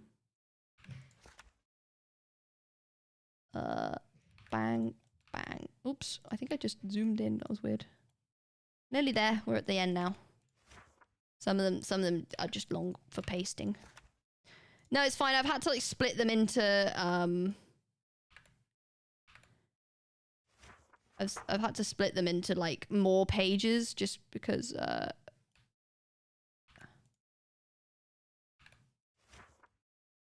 of the like the length, but that's fine. It just ends up looking like lots of pages, but half the pages are like half a page. No, that's okay. Don't worry about it. I've done it now. So I'll read the notes. This piece is about the realm, except it's set 500 years in the future. Cool. Okay, let's read it. Settle down, chat. Let's settle down. Okay. As Cassandra entered the classroom and took her seat, a stout, balding man stood at the front of the room. My name is Mr. Barlow, and I will immediately be assigning you a project. You will research all you know about either yellow, blue, green, and even orange faction. You have 30 seconds to choose. As soon as Mr. Barlow called Cassandra's name, she projected her response, red faction. The classroom split between cocky chuckling and confused mumbling. Oh, cool. I like that they've been like erased. That's sick. Mr. Barlow grins, stepping up to Cassandra's desk with a certain strut in his step. I'm looking forward to this. He glares at her as he writes red faction next to her name. Oh! Oh, thank you, the stag, for the 5 gifted. Thank you very much. Oh, thank you. Oh, we got our 10. Appreciate that. Yum, yum, yum. I'll keep reading emoticon. Just give me a sec. Thank you so much for the 5. That's very kind. We're eating good today, chat. We're eating good today. Grab those subs so you can have a little snack. All right. By the time the weekend arrived, Cassandra had read through every history book in the realm, not one single mention of red faction. The sudden sound of her distressed neighbor trying to shoe a cow sitting next to their flower garden and chewing on a pink tulip snapped Cassandra out of her internal trance. She decided to help her neighbor, Beatrix. Hey, big fella, look at this. Look at this. Do you want some yummy wheat? The cow paused its chewing and turned its massive head over towards the wheat, heaving itself to its feet and trotting over to Cassandra. The cow graciously accepted the wheat, and she tied the lead around its neck. Thank you, Stag. Thanks, Cass. I know where this guy came from, so I can give you directions. Beatrix gave her written directions to the cow's farm. She folded up the paper and stuffed it into her back pocket. Cassandra raised an eyebrow at some contradicting signs before reaching into her back pocket to read the gone. The paper was gone. Her head swiveled around to look back at the cow, who was head down in a patch of overgrown grass around the old fence post. Before Cassandra had the chance to turn back around, the cow began plodding through its decided direction. The sight of a mud brick building with most of the walls being melted away due to the rain, and a rusting copper roof lay in the middle of the ground. Oh, wait, is that the library? That's sick. Thin winding vines and healthy deep green moss latched to the remainders of the melted walls, with a large moss-infested statue of an unknown woman. A sudden cracking of a rock plunged Cassandra down the hillside. A large moss-infested stone statue of an Did I mistype this? I think I might have mispasted. She brushed off as much of the mud that had seeped its way into the fabric of her clothing before getting a closer look at the statue. Cassandra noticed a glint of gold plating that shimmered behind a natural layer of winding shoots. Bekyamon, gone but never forgotten. Oh my god, I'm dead. Cassandra mumbled to herself. Bekyamon, of course. That's right, mythical solo hype train. You can do that? Is that a thing? Thank you for the gifted. Oh, okay, hold on. I'll need to get to the end of this book. Thank you, Daisy, for grabbing them. It was believed that the library that Bekyamon owned was lit ablaze, and she unfortunately lost all of her books. What the fuck? What the fuck is this? Nah, it didn't work. Don't worry, though. Don't worry. Thank you so much for the gifted anyway. I appreciate it. Yeah, it's tricky. It's weird. It's tricky. So this is a horror story. Emoticon, what the hell? She turned away from the statue and carefully directed herself around the rotting rubble and into the deserted building. Cassandra's heels suddenly slipped through a small hole in the ground because of a severely weakened plank. As her foot was removed from the hole, it revealed a rusted old lever. She decided to reach down and flip it. A second hole opened up, pushing out a chipped and filthy shulker box. Peering inside, she found that there were some ancient newspapers still somehow safely together with minimal damage. She gently scooped one up to flick through its pages when something immediately caught her eye. Handy Latino wishes to reconnect with handsome bald man from the kingdom found at Red Base. No way! Evidence of the Red faction's existence! No way! The realization that evidence of Red faction's existence being right in her hands swiftly hit her, and she shook out of her shock trance. Grabbing the box, she hoisted it up onto her arms before retracing her way back home. Monday morning barely began before Cassandra had collected her project and the papers. As soon as those gates opened up, Cassandra immediately marched to her classroom. The projects would be presented in alphabetical order, so luckily she was near the top of the list. Her eyes swiftly snapped up as soon as Mr. Barlow called her name. Grabbing her presentation in the newspapers while trying to suppress a huge grin, she placed every paper once again in order of date and began reading through all of her found evidence of the existence of Red Faction. By the end of her presentation, she glanced up from her notes to properly gauge the rest of the class's reaction, who just sat silently, but some with their mouths agape. Finally, it was over, but also just the beginning. Oh, that's so cool! I love that. I love the, like... It's all dead and gone, but then like the newspapers give clues. I love that a lot. Thank you, Emoticon. That was really cool and very well written. Loved it. I was intrigued. I was like, what is next? What is next? I love the idea that like because of how Red Faction is, it's like it was like slowly lost to time because it's not been like documented that much. I am a massive fan of like ancient, like old civilizations and stuff. Like you know, in like Breath of the Wild, having like the ruins of the buildings and the towns and the guardian robot things, and like I love that sort of thing. I think it's so intriguing, very cool. First ever attempt at writing it, very good. It was very good. Bum, bum, bum, bum, bum, bum. Springtime Sovereign. This one is called Stone and Screen. This is again kind of a longer one. I think we're getting to like, because I think as we get to the end of it, then like we get to the ones that took longer to write. I think is probably what's happening. So we're getting like longer submissions, but they're all within the limit that I set. So.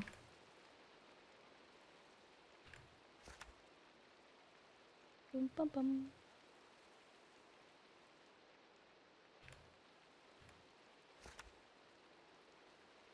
This one, I think, is about outsiders. So I'm also intrigued to see. This is going to be too long, yeah. I'm getting better at telling what's going to be too long to paste, but I also get, like, completely blindsided by some of them.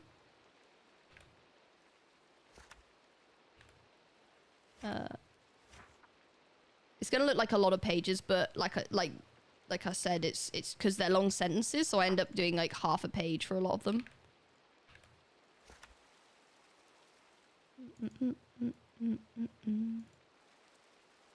Outsiders reference? Outsiders?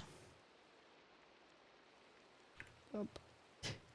Just come in and say shitcraft. Oh man, I might cry. Don't say that. Wow, you got me. You dunked on my ass. Don't think I was any coming back from that. Love that show. Love that show. Beep, beep.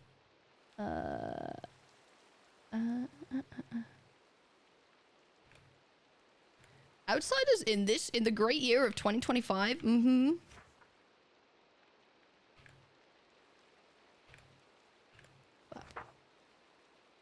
Crazy chatters today. It's fine. Some just come in and they just want to cause a ruckus and it's okay.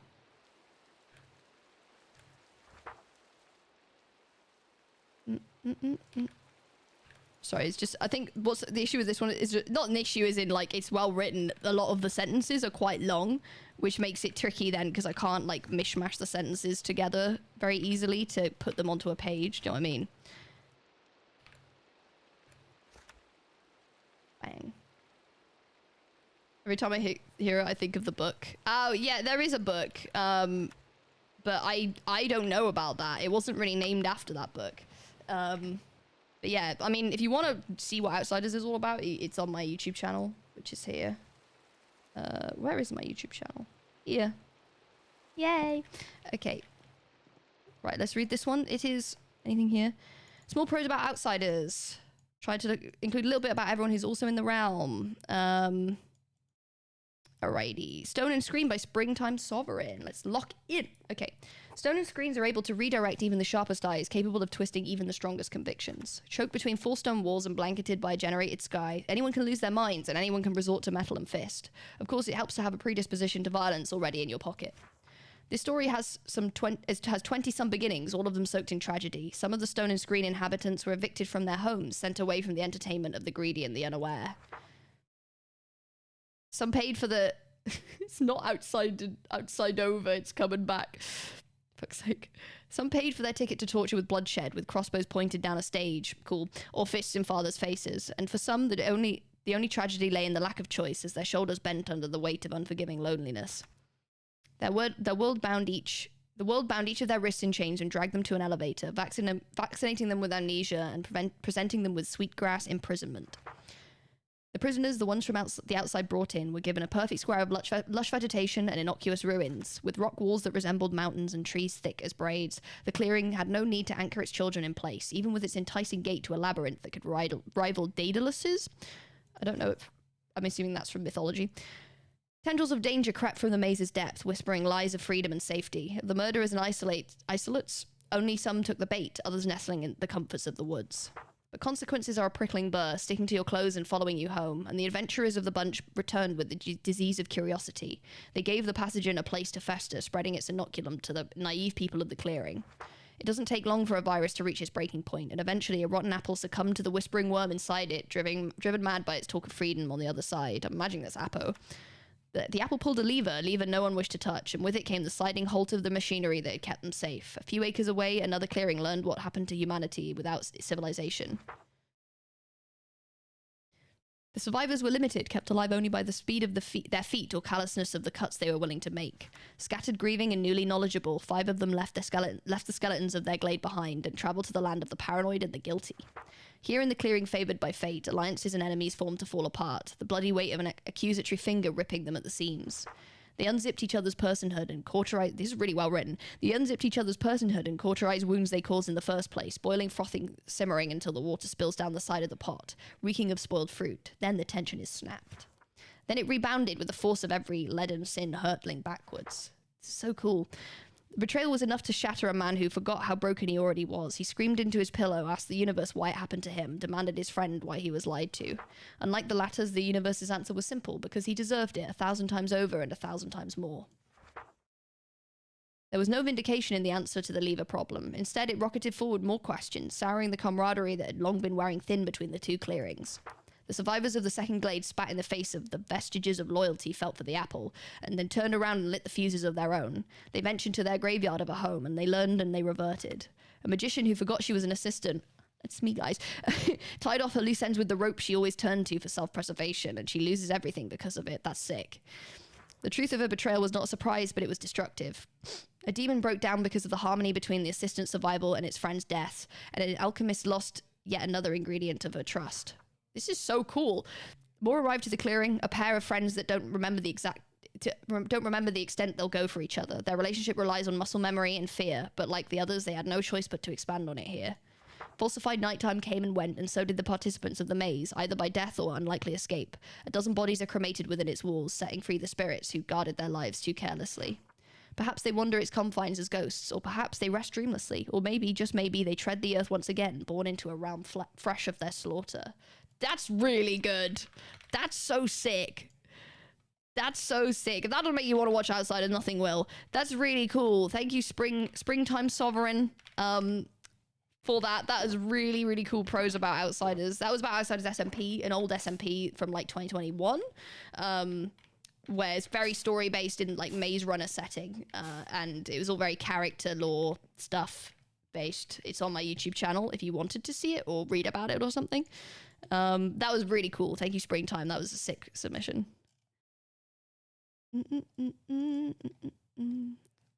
But I think we're gonna do a few more, and then there's gonna be a few that we sweep up onto Sunday, which I will then during Sunday finish doing these.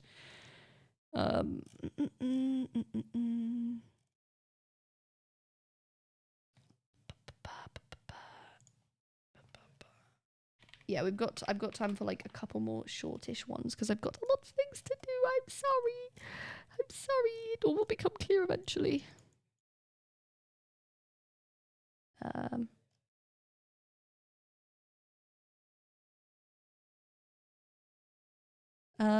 This is called The Ruins by Parelthon.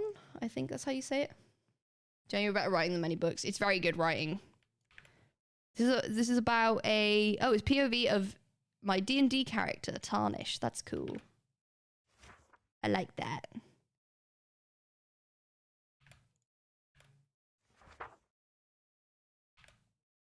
Oh.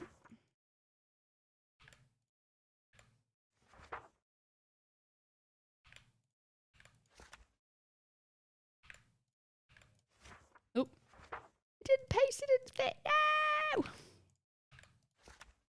Soz. I'm being dramatic. Being dramatic about books again, my bad. I had to leave for a bit. Mocha, if you were Mocha with a smiley face, I did get to yours a little while ago. If your submission was bad.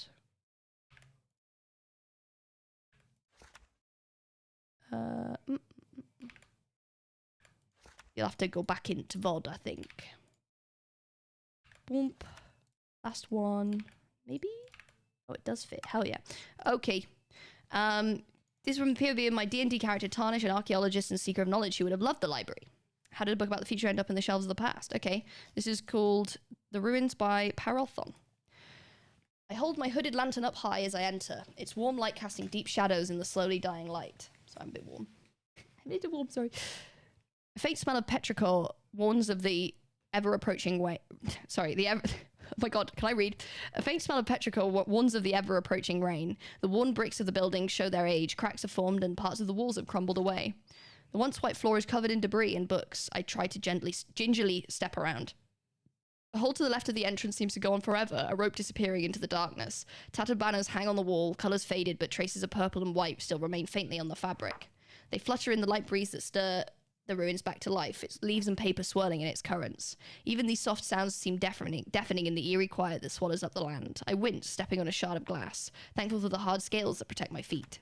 Looking up, I see holes in the roof where the glass used to be, now broken and scattered across the floor. Close by, a chandelier rests, covered in cobwebs and damaged. It lays on a large central table that's split down the middle, splintered and broken, its beauty long tarnished by rain. This is so cool! More library ruins! Yay! Everywhere I look, I see the age of this place, how time has not been kind to the knowledge here. The keeps and castle nearby are in similar states of decay. The many wooden buildings are beyond that, now piles of rubble that have begun to be reclaimed by plants. What happened here? The thought continues to circle as I search the books for clues. Many are unreadable, the ink smudged from water damage or eaten away by time. Not all, however, are lost. One book seems to be a tale of many immortals, while another is a sad story of loss, regret, and how life goes on. Carefully, I climb what remains of the stairs, using my tail for balance as I step to avoid the crumbling planks. Searching the second floor, I find a record of old newspapers full of details about the people who once lived here. The joy that surges through me is hard to contain. Incredible! Scanning the pages of the book, I learn more of the factions and the problems that the people faced. These will be useful in putting names to the structures dotted around. However, it still doesn't explain why they're no longer here. Did they succeed, or... A sudden noise of an enderic pop makes me spin on my heels, claws digging into the rotting wood in anticipation, only to see purple particles fading away, surrounding a pink notebook and a shimmering spyglass.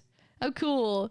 Hesitantly, I set down my lantern so I can pick up the book. Its cover is aged, though it seems in perfectly fine condition. Sensing no magic or hostile creatures, I open it to a random page near the beginning. The notes are handwritten in ink and seem to be a first-hand log of events. I recognize a few of the names from the newspapers. That's cool, it's my notebook. I startle again as a drop of water lands on my right horn, making me drop the book as magic swirls around my hands. Taking a deep breath, I diffuse the spell and look up. The stars in the night sky is completely hidden by rain clouds threatening to burst. Quickly grabbing the spyglass and the notebook, I put both items securely into my satchel. I need to find shelter somewhere before continuing my reading, and maybe a nice warm drink to calm my nerves. Hopefully these notes will help solve what happened to those who lived in this realm. I love this! Wait, give me more, like, ruined old library full of archives. Yes, yes! Very cool. Thank you so much for that one, Parelthon. I'm back.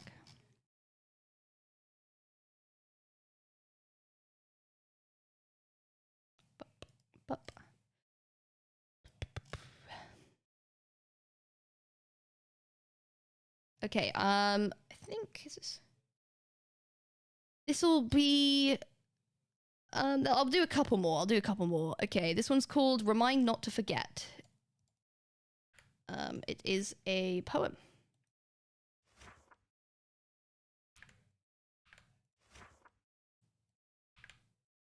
Very good.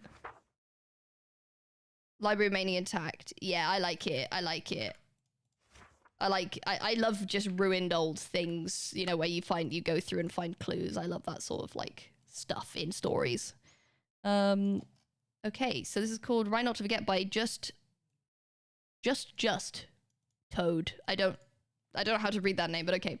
Remember, you just have to remember the cold... So remember, you just have to remember. The coldness feels like it's December. I don't want again to dismember. Does it have to be harsh to be tender? I don't want any kitchen talks, pulling up chairs, initiating walks, scribbling down messages with chalks. Why? Why? Of course, I do, but the box. Blocks are everywhere, block everything, and I guess it would be a lie if anything. Something clicks when I pull at the string, and if it takes over, it was for nothing. Don't be foolish, oh please, freaking out to keep calm until the release. The beast won't wait, the corruption's a tease. Build and wait until it flees. Don't forget for the love and the dread, don't forget the alive and the dead. Don't forget what was done and said, remember and please do not forget. Nice! That's so cool. Thank you. Just Toad. I'll just paste it exactly as it's said there. I don't really know how to like put that down. Idea in general is based on what happens to the character after their death, how they forget everyone if they get revived. But frankly, I wanted to reference many things I could. Cute. Sick. Thank you so much, Toad. I think Toad is what it's going for. Thank you. Nice little bit of poetry. Love that. Very cool.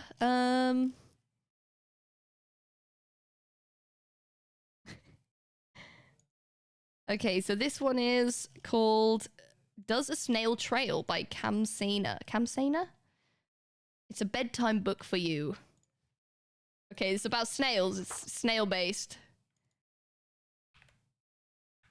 Oh. I think I can just put all that in. It's got little snail, like little emoji snails on it as well. Isn't that cute? I'm gonna put little snails in it. That's so cute. Yeah, I think it could be read. It's for the snails. Bump.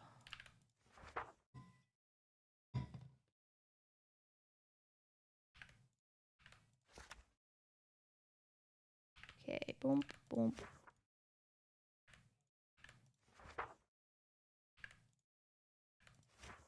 It's gonna look like a lot of pages, but it's just because it's a poem, so it's being split.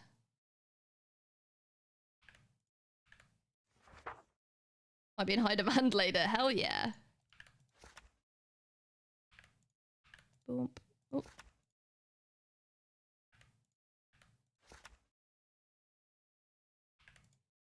Okay, right, ready? This one is called Does a Snail Trail by Kamsena. Kamsena? Okay. A bedtime book for you, snails. It's an dedication to my dearest snail, Oleander, the only one I'll never forget. Does a snail trail? I'll have to ask a friend. I'll trade a bitter lollipop and an egg from a hen. I don't know if snails trail, but I know who might. You'll have to ask the neighbor. Make sure to bring a light. Does a snail trail? I'm off to ask a neighbor. The evening sun glows warm and settles in my favor. I don't know if snails trail, but what a clever query. You'll have to ask the butcher. Make sure not to get too weary. Does a snail trail is the question on my mind, and I'll also ask the butcher for a bit of rind. I don't know if snails trail, but surely you'll find out. Ask your teacher in the morning and sleep before you pass out. Does a snail trail? I'd rather learn quite soon, but I've waited till the morning to ask around the room. I don't know if snails trail, but surely you could dredge a book from the librarian, who's surely full of knowledge. Nice. Does the snail trail? I'm sure I'll soon learn so. If not from the librarian, then books must always know. I don't know if snails trail, but stay a moment more. I'll grab a bug encyclopedia, and then you'll know for sure. Does a snail trail? An answer here for you. Yes, a snail trail's a slimy sort of goo. It helps them stick to things and remember where they've been, and keeps their skin safe from anything not within. Yes, a snail trails. Thank goodness for books, and thank you to the snails who kept me on the hooks. I stayed to read some more, and went to bed that day with letters in my head and lots of things to say. Yes, a snail trails and leaves a path behind, which brings another question I've had brewing in my mind. Does a satyr patter? I read of one along the pages. I'll go off the trail to find one. Hopefully it won't take ages. Does a satyr patter coming to a library near you? More from this author. There's a dog on the log. How a chick chirps. Mabel mans the stable. A cry for help. A lost memory. Penny peels a pear. What's this one? Why is a cry for help a lost memory? Why is that so dramatic? I love that. That's so cute. That's so cute. Aww. Thank you so much, Campsada, for does a snail trail. That's really cute. And it's got little baby snails in there as well. That's so cute and adorbs. 1 second. So there's some haikus which I'll stick in. There's a couple more long ones, but we'll catch those up on Sunday, okay? So this is haikus for librarian, apparently. It's for me. Hell yeah. Haikus, if you don't know, it's a type of poem where it's like syllable based. So it's like 5 syllables, and then in the first line, 7 in the second line, and then 5 in the third line. There's just a few of these. Thank you, Eversephi, for this one. The library scribe, her quill moves with speed and poise. She listens closely. Questions and answers, she discovers the story. Nothing is hidden. Every written word, they're stored in her collection for others to read. When books are complete, they're meticulously filed, and she starts again. Oh, that's really nice. I like that a lot. Thank you, Eversephi, for haiku for librarian. Or the haikus. I don't know if it's... Yeah, cute. Right, hold on. Let me pop back a little.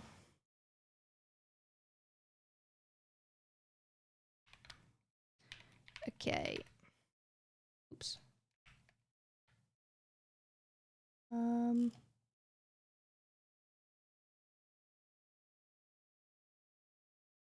then these 3. Right, so I'm not quite gotten to the end of it because it took a little longer than I thought. But we are literally, I think I have like like 10, less than 10 left to paste in, which is not much, which is good. Because then I will be all done, and it'll give us some chance to actually like put stuff on the shelves. I'm really sorry. I have a lot of like, it's not even work. It's like admin stuff that I have to do today. I'm really sorry, so I can't stay on.